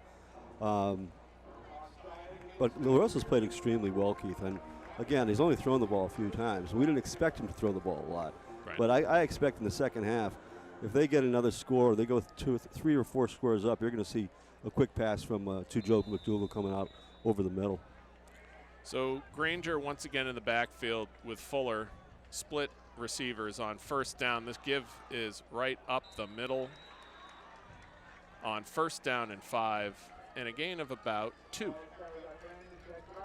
That's Kazmarczyk, my apologies. That's number 7. And it's relatively predictable. Winnacunnet's lining up, so we're going to run the ball. Yeah. We're going to run it right at you and see if he can stop us. And that time, Exeter's defense did a wonderful job. So 2nd down and 3 coming up for the Warriors. Tyler Hoare over here near side, Josh Chase far side. Whistle here, and it looks like a timeout for Winnacunnet. So they take their first of the second half with 9 minutes and 13 seconds left, 3rd quarter. 14-0 Warriors with a 2-touchdown lead and driving here from beautiful Hampton, New Hampshire. Strange time for a timeout, Keith.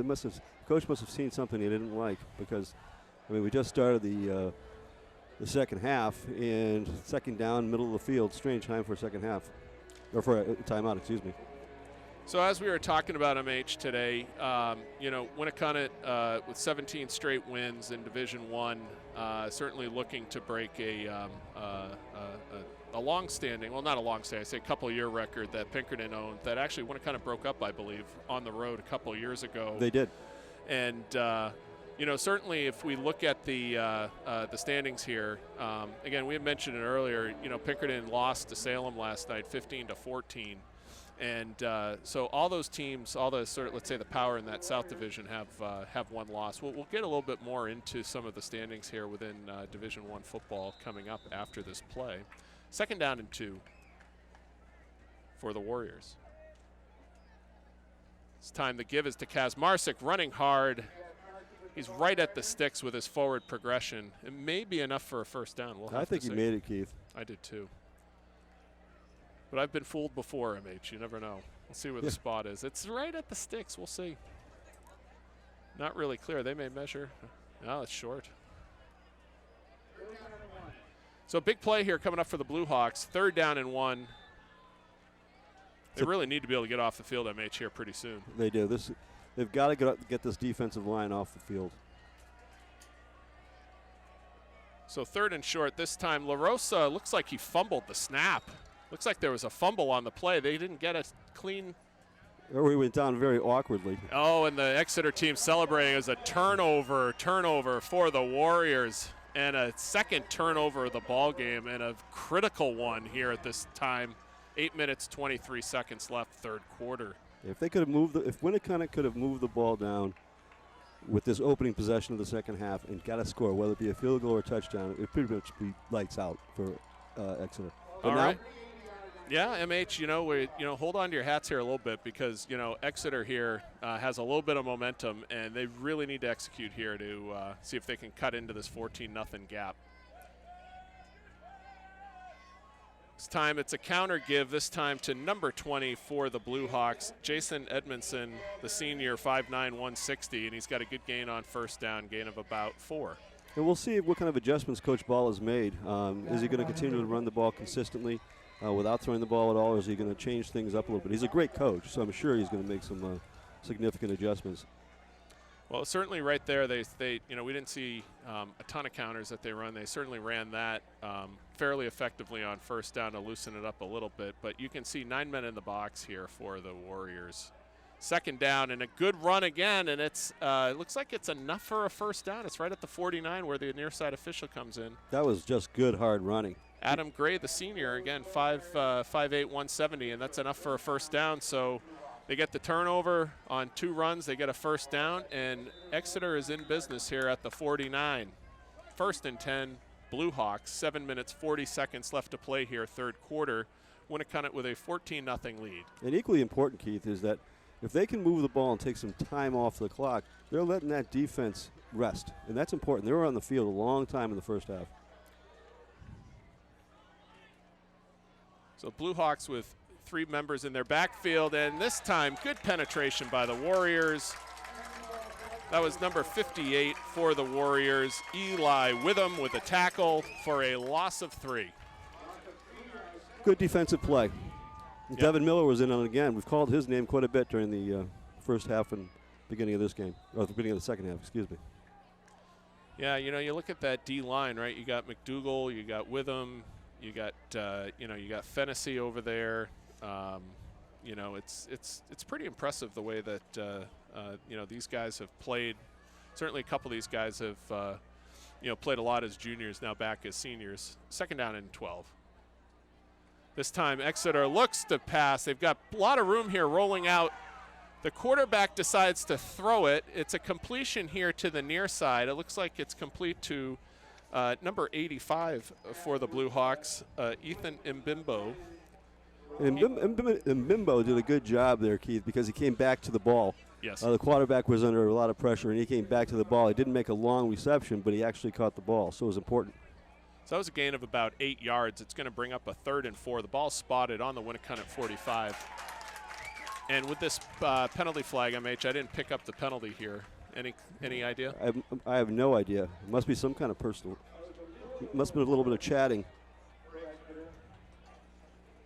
I didn't see the. Maybe an illegal block. Let's see where they march this thing off to. Oh, ineligible. An eligible player downfield. That came out really late, though, Keith. That flag came out very late. You know, it almost looked like the quarterback was going to head up field. He was about, a yard behind the line of scrimmage when he unloaded the ball, and probably just one of the pulling linemen or whatever just happened to go over. So penalty for the Blue Hawks. They've had a couple on defense.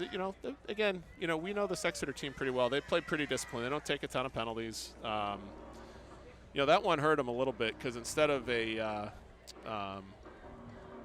they have 3rd down on the box. I think it's 2nd down, isn't it, MH? I believe. No, I think that's right, Keith. Oh, sorry. They have 4th down on the score clock, but they have 3rd down on the box. Yeah, that's correct. So that's what we see on the box is correct, which is 3rd down. So 3rd down and 14 is correct, not 4th down. And here's a run blitz, and this time they've got some pressure. Looks like McDougal was held, but then a lot of penetration and a sack on the play. This time, again, number 58, Eli Witham, cleans it up. A couple of big plays on the drive for Eli, and it's going to bring up a 4th down, and a force to punt are the Blue Hawks. And Joe McDougal was clearly held. You could see it from our vantage point very clearly. So Morissette back to kick here. Winnacunnet's deep receiver on the 20. It's a great kick again. It drives Granger back to the 16. He's got some running room, and he gets a good return all the way to the 34. 18-yard return for Granger. And no flags down, most importantly. Winnacunnet in the first half of this football game was its own worst enemy. They were manhandling pretty much this Exeter team.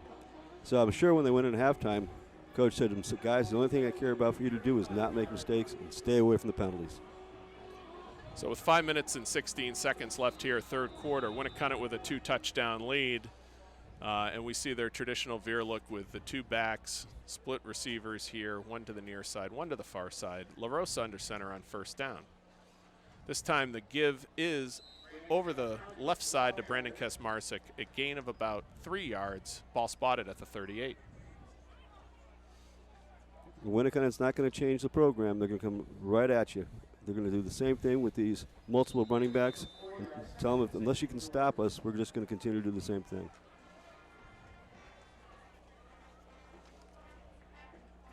So Jacob Tomlin's over here on the left side. They've had a lot of success sort of running the ball over to that side. He's done a nice job on the O-line here from the tackle spot.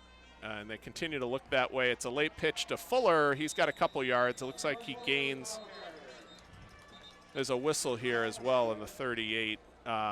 The head referee, there's a penalty flag sitting right on the 40-yard line. So And it's a hold on the Warriors. So wipe out that run, 10-yard penalty coming up, and it's going to now give Winnacunnet looks like about a 2nd and 15. At the conclusion of this game, Keith, I'm dying to see the statistics on penalties. How many yards of penalties that Winnacunnet has taken. Looks like a typical Oakland Raiders type of penalty count. It's really incredible.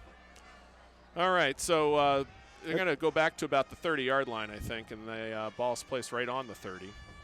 So 2nd and 15 coming up for the Warriors. This time Hoare on the near side, Josh Chase far side, Kaz Marsick in the backfield with Granger. Fuller getting a well-deserved rest here on 2nd down. LaRosa straight drop back to pass. He's got all sorts of time. He's looking long. He throws into coverage, and it's a great interception by the Exeter Blue Hawks. It was thrown into coverage, but what was better was the catch, this time by number 10, Josh Morissette. A great athlete, a good basketball player, and he really got up for that football, MH. He really did, but I think that was I've said that Joe hasn't made many mistakes in his decision-making. That ball really floated on him. And I don't understand why you're throwing the ball down all that way downfield when you've got the clock on your side and you're moving the ball with the running. It's very well covered. I mean, certainly Exeter was well prepared for the pass there, but the interception by Morissette was special. He really got up and just caught the football, came down with it, and gives Exeter another opportunity here on 1st down. And it's a decent run on 1st down. This time it's number 17. Adam Gray, the senior, with a gain of about 5 yards almost. So Winnacunnet offense opens up the second half with 2 miscues. They put the ball on the ground for a fumble and then throw an interception. Yeah, and that's 3 turnovers for the game, and this is certainly concerning. Certainly against a ball control team like Exeter, and as they start to play some of these other teams like the Pinkertons and the Salems of the world coming up. Ball security is gonna really be a focus for this group. 2nd down and 5. This time Exeter rolls out. They've got a man open. It's number 17, 1st down and more, down to the 33-yard line. Pass is complete to Adam Gray from Grijalva, and it's a big play for the Blue Hawks. 1st down. A very well-designed play too, Keith. When we were talking about Coach Ball, that was a beautiful call at a beautiful time of the game. And and then you've got to question. I'm going to go back to it. You've got to question why Winnacunnet's just not putting the ball in the 3 running backs' hands and let them take this clock down. Because if they score here, and Exeter goes down 14-7, it's a new ball game. Absolutely. So full house backfield for the Blue Hawks on the Winnacunnet 38. 1st down, not much there. Pretty well tackled over there on the left side. So it's time for this defense to stand up, Keith. Yep. 2nd down coming up in about 9 yards. Well, let's give them a yard here. 2nd down and 9, Blue Hawks. Ball spotted at the Winnacunnet 35. Call it 2nd and 10. They really didn't get much of a spot there, so no gain. Winnacunnet does have 2 timeouts. So you've already used 1 in the second half. So it's time for the defense to really stand up and make a play. This time there's only got a pair of running backs and a 3rd running back flanked out here to the right. They're going to look to throw. They've got receivers downfield, and it's nicely caught. Yeah, the throw. Incomplete. It looks like he put the ball on the ground, number 17, Adam Gray. So he was not able. He's tried to sit down there, MH. He just wasn't able to come up with a throw. Yeah, the ball was very, very low, and I thought it from our perspective that he had caught it, but he must have, when he was pulling it to his body, must have made contact with the ground. All right, so 3rd and 10 coming up for the Blue Hawks. A big play once again. This is a big play for the Winnacunnet defense too, Keith. Yeah, I agree with you, MH. We got Chris McDonald over here on the near side. You can see him, number 32. Certainly as we look at this, this Exeter Blue Hawk team, certainly Winnacunnet's put a bunch of folks in the box to try to stop the run, but again, with this two-back look, they've been throwing a lot out of this, and it's 3rd and 10, 4-down territory. This time they bring the extra blocker in. McDougall flushes him out, And it's finally tackled. A pretty good effort by the Exeter quarterback to gain almost to the 28 MH. Yeah, he did it all by himself, Keith, like you called. Joe McDougal flushed him out, was forced to leave the pocket, and made the rest of that yardage on his own. So Grijalva picks up about 6 yards, and it's going to bring up a 4th down and 4 with 1 minute 53 seconds here, time running in the third quarter. Huge play for the Blue Hawks in this ball game. Again, they only trail 14-0. And they're inside the Winnacunnet 30, so the ball's at the 28. 4th down. Almost the entire Winnacunnet team committed towards the line of scrimmage. Fans are loud, and this time timeout. Exeter calls timeout. So interesting, a 4th and 4. It seemed like Coach Ball wanted to cadence at the line a little bit to try to draw Winnacunnet into an offsides, and Winnacunnet did not bite. But I still think I think they're outside of field goal range, Keith, don't you? Oh, yeah. And so if they are, I still think this is a time where they're going to go for it on 4th down. I mean, Exeter's had a lot of good kickers in the past, like guys that can nail 40-yarders and stuff. Again, in a 14-0 game, probably needs 7 here. Or do you take your chance and try to pin Winnacunnet and give them a very, very long field? I mean, it's still early in the second half. It's 1:22 left in the third quarter. But I agree with you now. I mean, you've got to go for it. This is the best drive you've had all day. Yeah, and they're inside the Winnacunnet 30. Yeah. I mean, it's sort of hard to kick the ball in here being that tight. And down by 2 touchdowns. Yeah.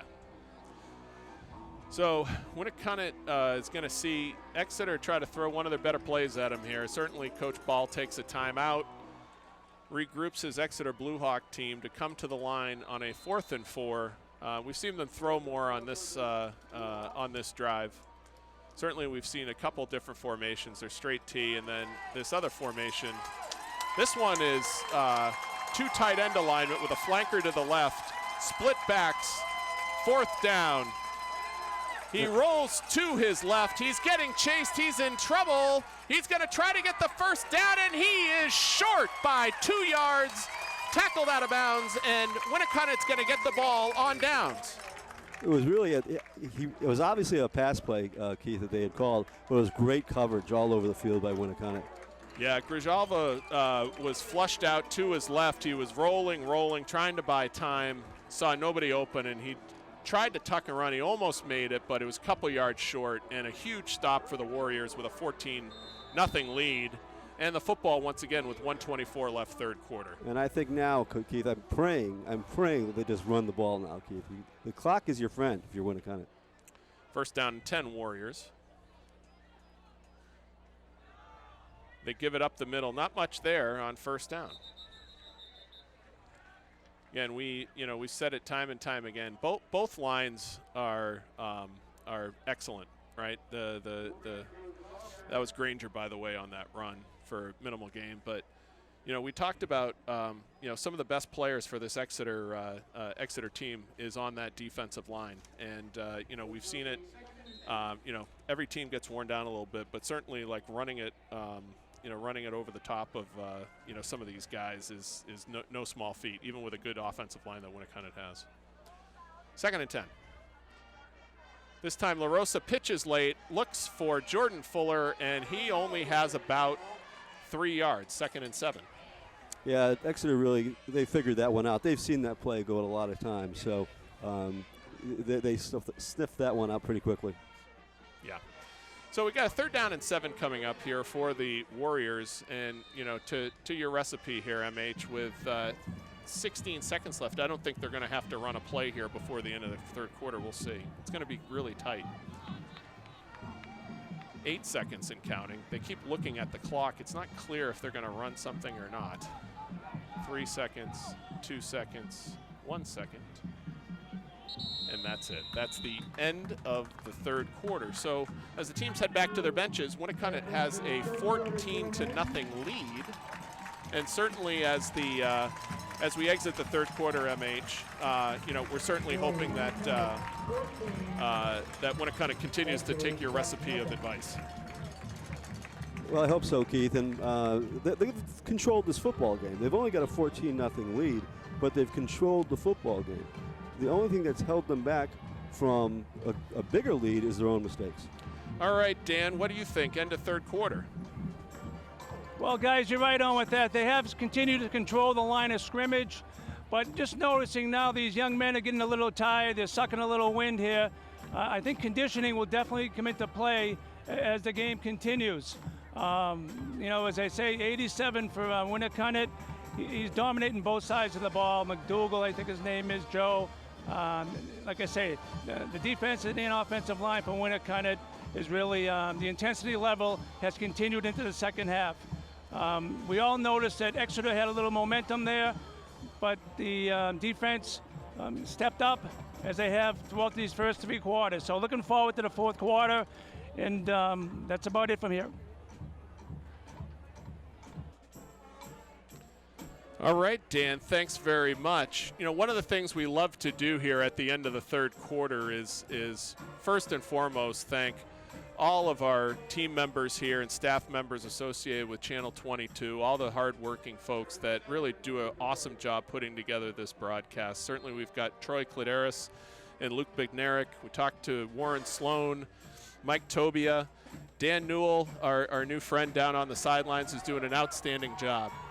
And then certainly Tom Hunter, and then our executive producer, John Savastano, who keeps everybody in line and in order and does a tremendous job trying to bring all of these games very, very professional to all of you broadcast watchers and folks online. So thank you for all of your support in supporting community television.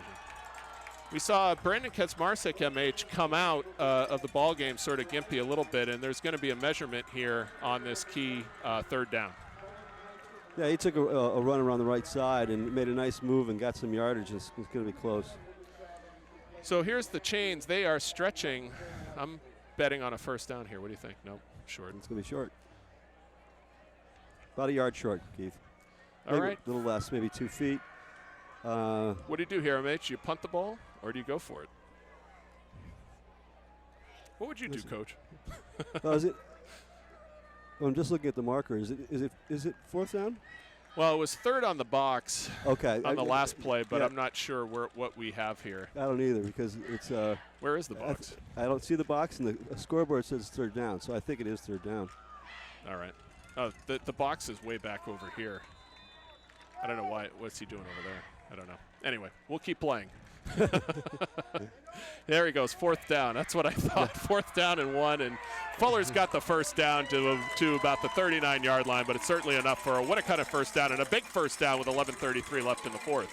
Well, to be funny, because if I answered that question that you posed to me that I didn't answer, I would have said kick the ball, because I'd want to just give them a long field and avoid the situation where they might have a short field and get a score. MH, as you remember, we used to do the chains for a lot of these different football games, and I don't envy that job over there. But certainly the down and distance marker was about 6 yards back on the wrong down signal. So it's legitimately first down and 10 coming over, and it's a big gainer for Granger up the middle. He cuts to the outside. He's at the 20. He's down to the 10. He's at the 5, and he's in for the touchdown. 61 yards, Lou Granger. Touchdown, Warriors. And once again, Keith, these 3 running backs or 4 running backs that Winnacunnet has are just fantastic. They're different kind of. Kaczmarczyk and Granger are very similar, very, very fast. They take it outside. Fuller takes it up the middle. Camarella takes it up the middle. But just fantastic. What a great run by Lou Granger. He's having one heck of a year. Yeah, once he got into that second level, MH, he put on a second burst of speed, and off he went. He made a great cut to the outside, too. He really did. So to take on the extra point once again is Hunter Midori. Kick is down. And it's through the uprights, and it's good. And Winnacunnet has a 21-0 lead here with 11:03 left to play. And they certainly have control of this football game now, MH. They sure do. And Luke Granger on that play, Keith, it was like a flashback to Billy Powers of last year. He's shown a lot of speed this year. We all knew Billy Powers was one of the fastest kids in the state, but Granger and Kaczmarczyk have really shown some speed. Yeah. The other thing I really like about Kaczmarczyk, and you said it earlier, is that he sticks his nose. He's a fast guy, but he also runs hard. Right. Does not want to go down. So between a guy that has speed and can kick it out and run hard, Granger, who's a burner, got Fuller who'll just run it up in there and is another outstanding back. It's very difficult, very difficult for defenses to try to stop 3 good running backs. And like we said, like you go to Camarado, you have some of these other guys in their depth chart, and good luck with that. And here comes Winnacunnet now with a 21-0 lead. It's going to be very, very difficult for Exeter. They have to pull out all the stops on this set of downs. All right. So here's the kickoff once again. And it's a decent kickoff. It's to the 10, and the ball is fumbled. It's picked up at the 5-yard line. Derek Edmondson, and he doesn't even make the 20. He's tackled at the 15, and a big mistake for the Blue Hawks. And a flag on the field, Keith. Right around the spot. Looks like there's a penalty, and I think it could be a face mask. I haven't seen the. Yeah, it certainly the initial signal, MH. I think you're right. It looked like a face mask, but we'll have to wait and see.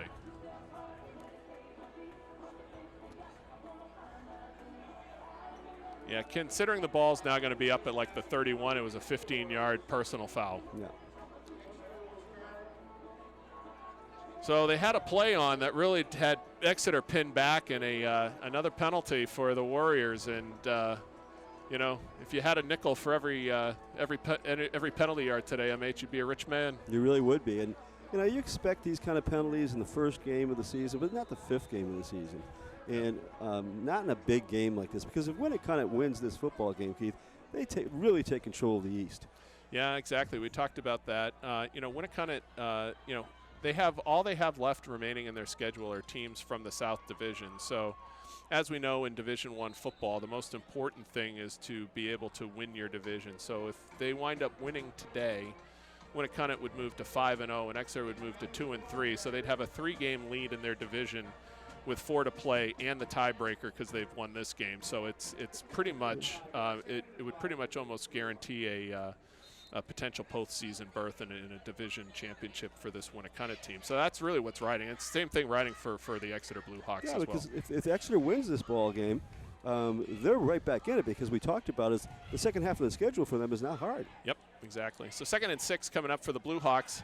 This time they look to pass. They have open receivers and a great play again, number 85 with the completion and a first down. That was Ethan Mbimbo, once again from Grijalva, the junior quarterback, and very good throw, well executed. First down, Blue Hawks. You're going to see a lot more throwing of the football. There's only 10 minutes, 8 seconds, and Exeter doesn't have a lot of time to waste here. 1st and 10 at the 45 of Winnacunnet. 10 minutes left in this ball game, and they're going to have to throw the ball. They're down 3 scores. They've been fairly effective throwing the ball today, the Blue Hawks have, and they've earned themselves a first down in the Warrior territory, and it's a quick handoff for a gain of about 4 yards. So let's call it 2nd and 6 at the 41. So Exeter moving the ball nicely. That was Cam Knight once again, the senior. Ball spotted at the 41. 2nd down and 6. Well, Exeter throwing the ball like they haven't given up on this ball game, Keith. No. They really think that they can come back and score and try to tie this game. I mean, they certainly they're 3 up on the turnover battle, so you never know. This time they look to throw quick. Grijalva is sacked in the backfield, loss of a couple of yards. That was Witham once again, who's had a whale of a ball game. He's had 3 sacks today. Yeah, these linebackers for Winnacunnet remind me of the linebackers from last year. They're really all over the football.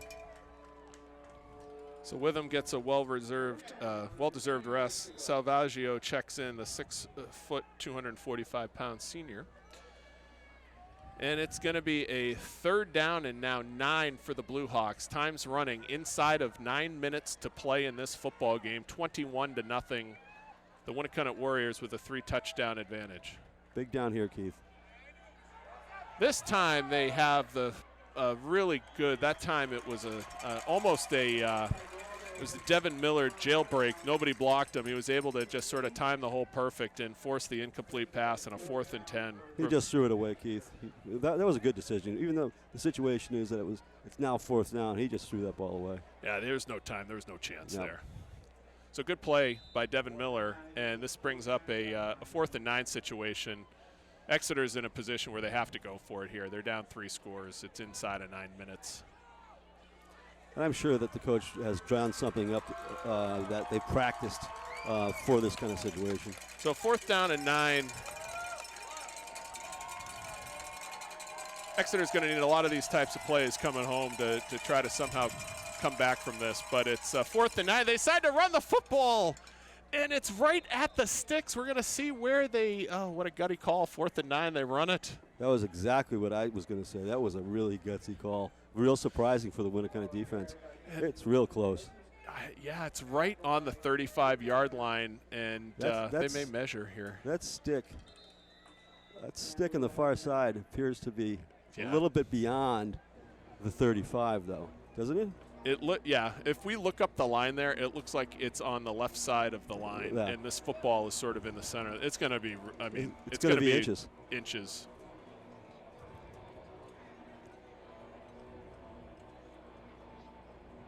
Oh, my word. It is. Well, they're really taking a close look at this.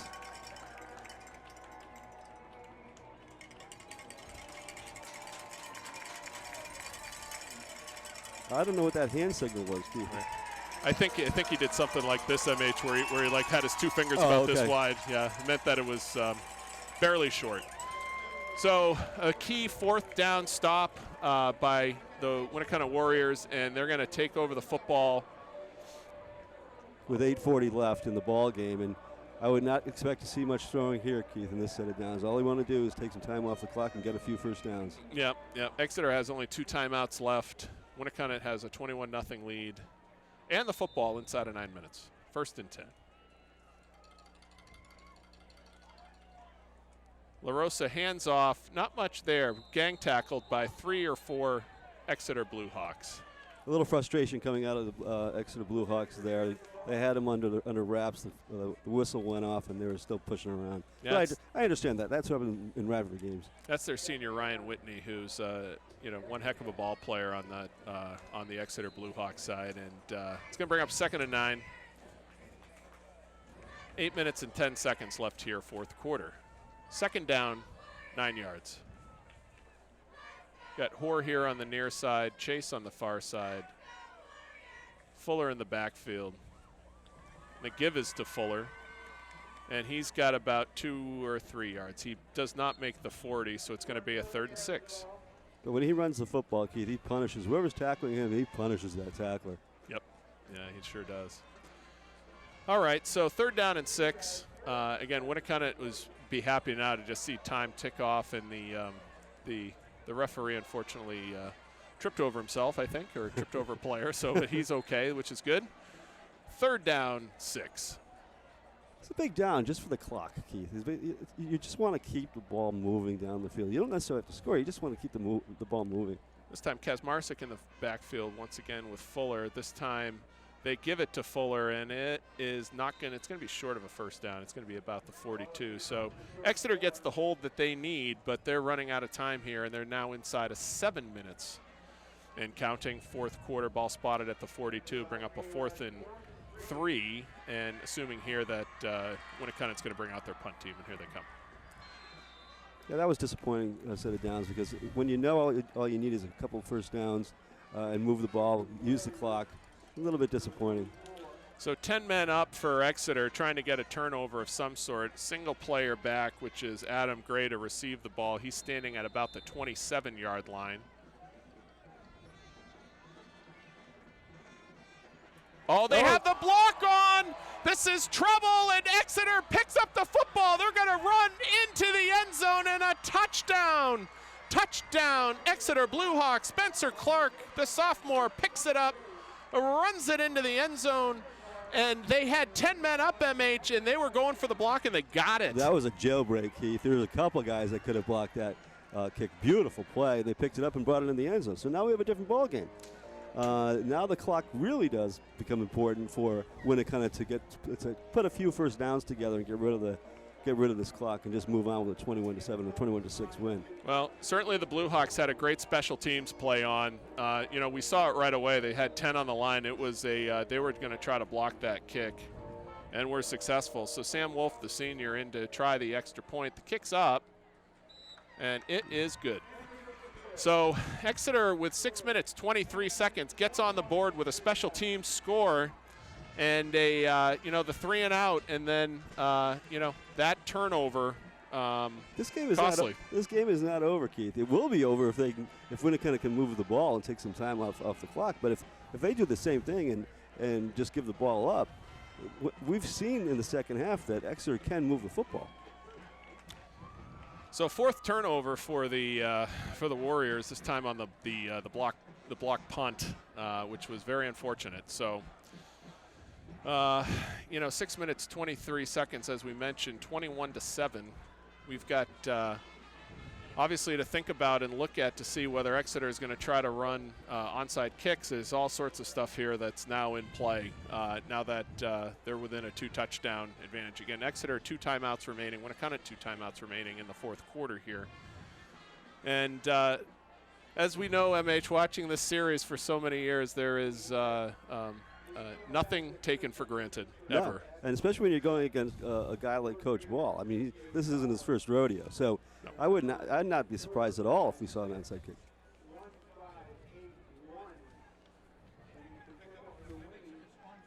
All right, so from a Winnacunnet standpoint, they've got they've got 10 players up inside the first 15 yards, and they only have a single player back, so they're expecting some sort of onside kick here for sure.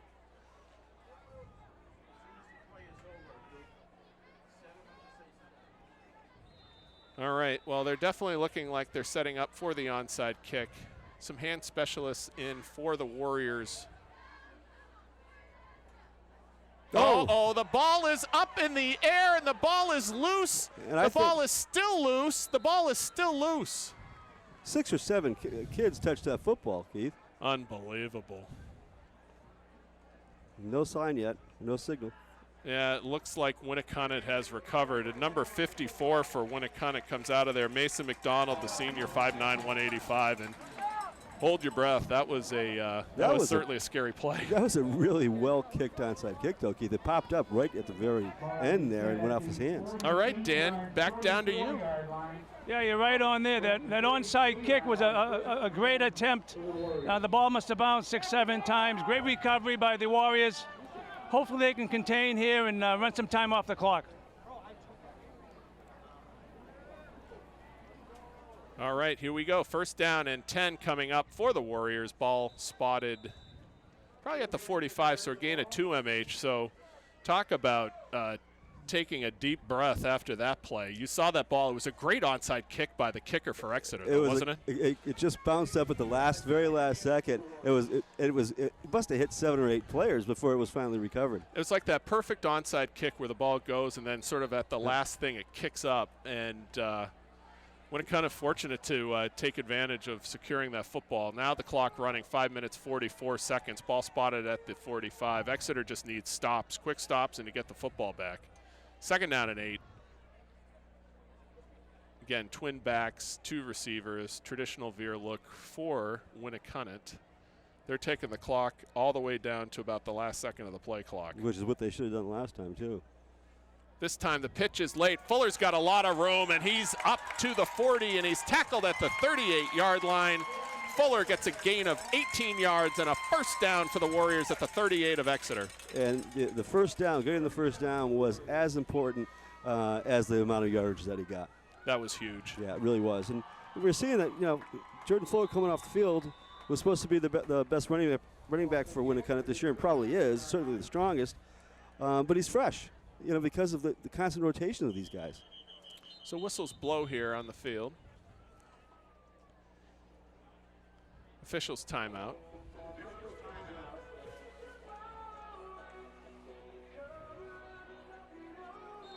Now they're going to bring it back in. All right, so the official timeout being over, and the music cuts out, and we are back for 1st down and 10. Winnacunnet at the 39 of Exeter, 4 minutes, 52 seconds, and counting, 4th quarter. La Rosa doing a nice job waiting until the last couple seconds before snapping the ball. First down, Kazmarczyk up the middle, gain of 4. 4:32 and counting, MH. Yep, and this is all you're going to see, Keith. All you're going to see is the Winnacunnet football team run the ball and get rid of the clock.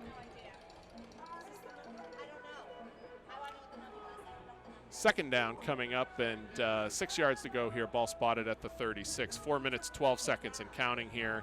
Winnacunnet again in no rush. Exeter's got a couple timeouts. They can't burn them quite yet, but it's going to start getting pretty close when we get inside of 3 minutes. So, yeah, they could stop it here. Realistically, the game's all over, Keith, but they're not giving up. It's a rivalry game, and Exeter's going to stay in there as long as they possibly can. As we know, MH, the great equalizer in these games are turnovers and other things, and this time they're just trying. Ball security is of the maximum at this point. That's right. Hold on to the football. Because they can, 3 minutes, 35 seconds, it's going to be third down. And we both know that if they get a first down here, that's the ball game. They just simply won't have enough time for them to recover twice. All right, so third down and 5 coming up. Almost third down and 6. They got to get it to about the 29. 3 minutes, 13 seconds. You can imagine Winnacunnet here is going to run the football once again. LaRosa just taking his time. Now under center, inside of 3 minutes, third down. This time he does not hand off. He keeps the football. He falls forward to the 31. It's going to bring up a 4th and 2 with 2 minutes and 45 seconds and counting. And I expect that they'll go for it here, Keith. Try to pick up the first down there. Even if they give the ball back to Exeter, give them a long football field. Yeah. So 2 minutes, 33 seconds. Time continues to tick here. Again, Exeter has a couple timeouts in their pocket, but unfortunately they do not have control of the ball here and need to force either a turnover on downs or some other type of turnover.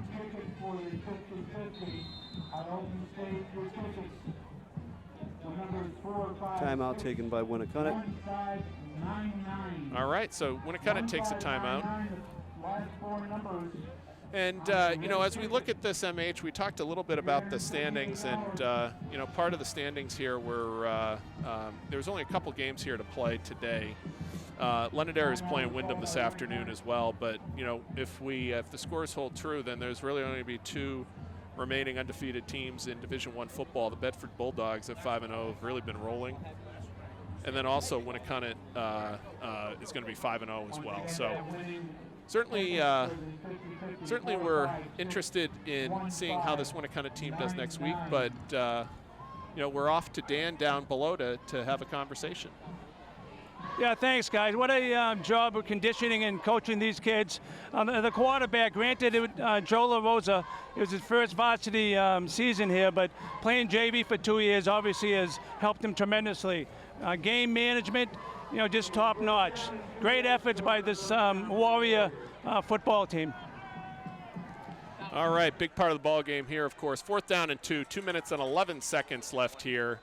Winnacunnet gets a first down here. That'll be a very key first down, and Exeter will probably have to burn all the rest of their timeouts. 4th and 2. This time it gives to Fennessy, and he does not have the first down. He's short by a yard, and Exeter with 2:06 remaining, MH, is going to get the football back down 14. And a long field to go, like we talked about. They've got to go 70 yards to score, Keith, and field goals won't do anything for you. So they've got to score a touchdown, and I imagine we'll see the ball thrown quite a bit right now. You would think so. And especially for a team that doesn't like throwing the football. So I think you'll see the prevent defense, as they used to call it, by the Winnacunnet Warriors. Yeah, so you got Fennessy checking in with them. You've got number 62, Keith Albergo, the junior, 5'10", 195, and Joe McDougall as your front 4. And then, from the linebacking position, we've talked a lot about guys like Mason McDonald, number 34, Devin Miller, et cetera. They're in that second level. First down and 10, and the quarterback has to keep it and only gets a couple yards. So precious time starting to tick off the clock now for the Blue Hawks. That was number 8 again, Ryan Grijalva, who decided to keep the football. Only got minimal game, and it's burning a lot of clock, MH.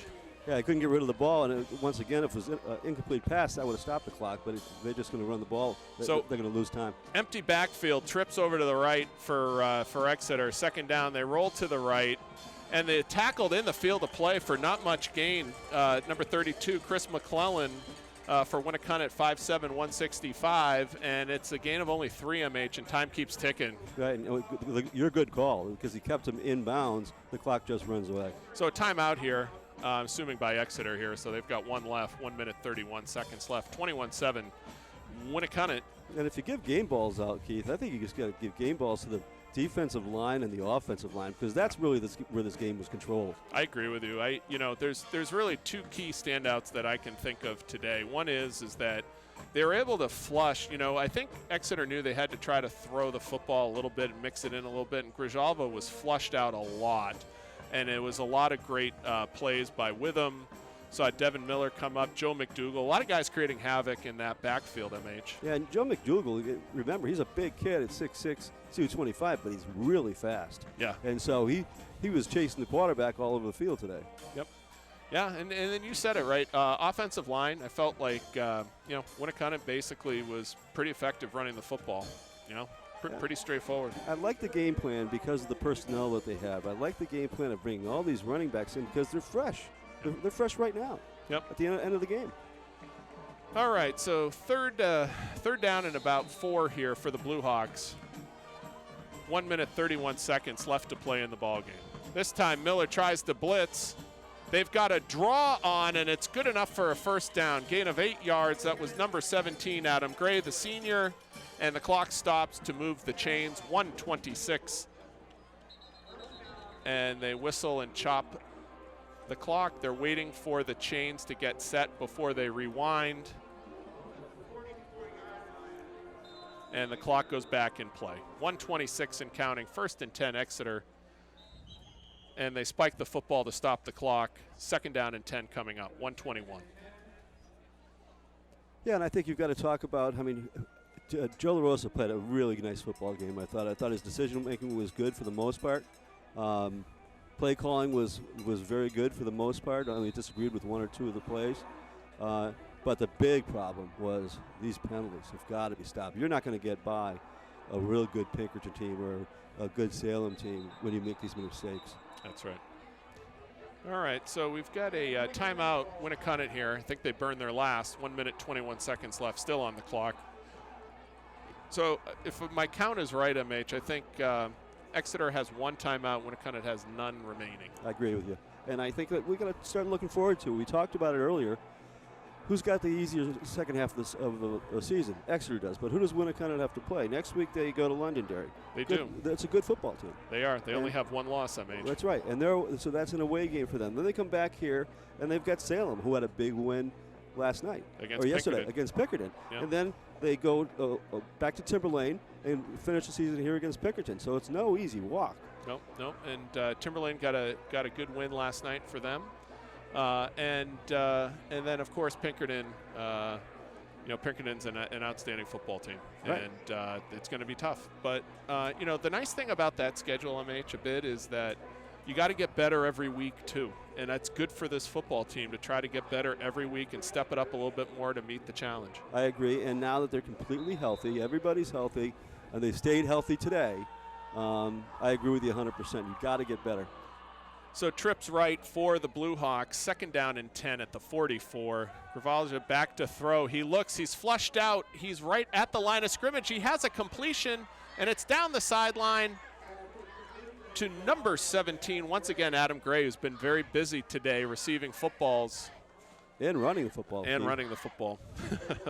He did touch the football a lot today, Keith. Maybe there's trying to see what the penalty is. He was really close to the line of scrimmage when he delivered the football. Oh, it's an ineligible man again. Oh, that's a brutal penalty. That's heartbreaking, especially at this time of the game.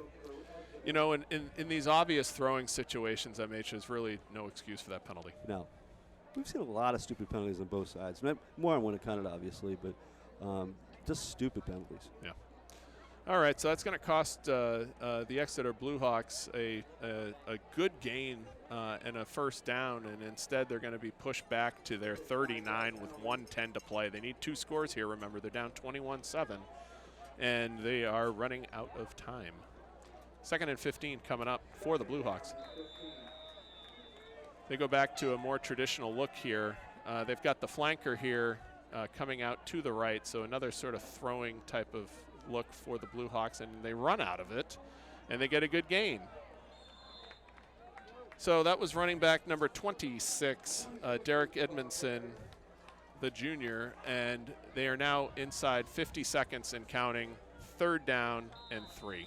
And running the football is not a bad idea. That you're not going to win the football game, Keith, today, and the Winnacunnet Warriors are in the pre-vet defense, so they could get some yards. They fake the handoff. They go play action. It's over the head of the intended receiver, number 15, Ryan Pearson, the senior, 6 foot 175, and that's going to bring up a 4th down and 3 with only 27 seconds remaining and a 14-point lead for Winnacunnet. So desperation time, MH, for Exeter. It's practice time, Keith. I think you use this time just for games further on down the road. Run some plays that you might need down the road that actually make a difference. Okay, so 4th down and 3 from the Winnacunnet 49.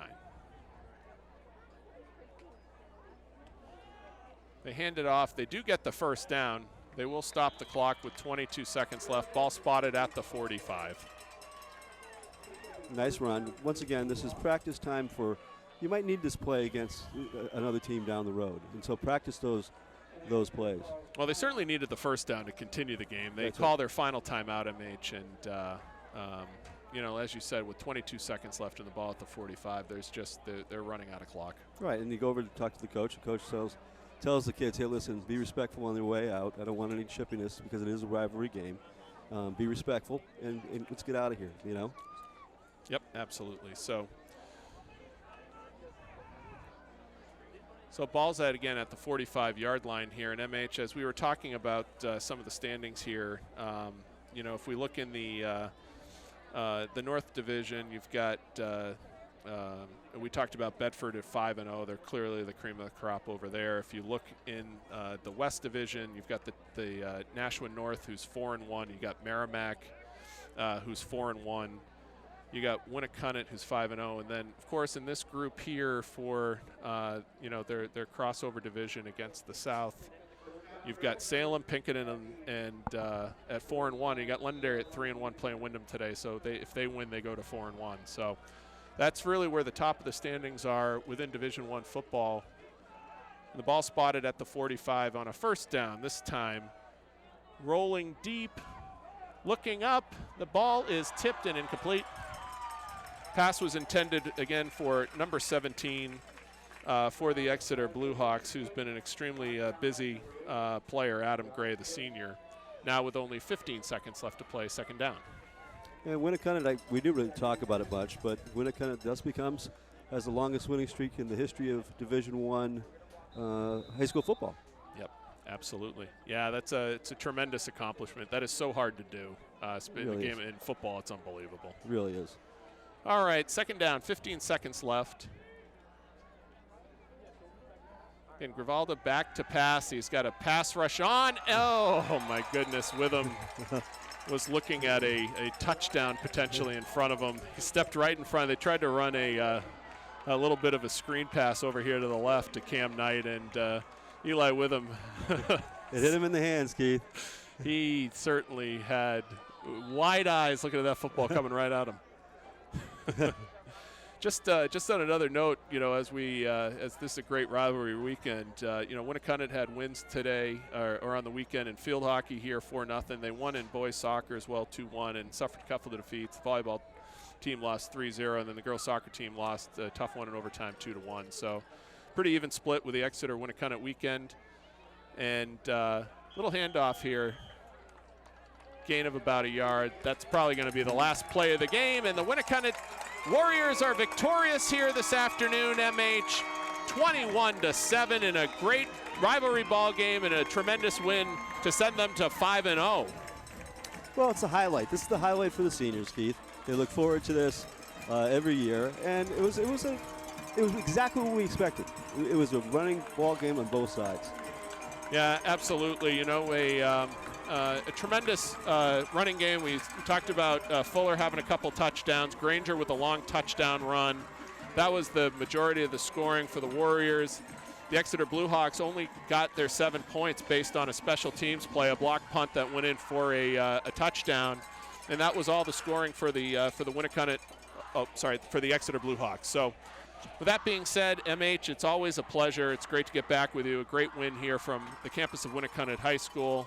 Thanks, Keith. I'll see you back here in 2 weeks. We'll see you here in a couple weeks, MH. And again, thanks to all of our great volunteers that we called out here. And we would like to send it down one more time to our good friend Dan Newell for some final commentary on the sideline.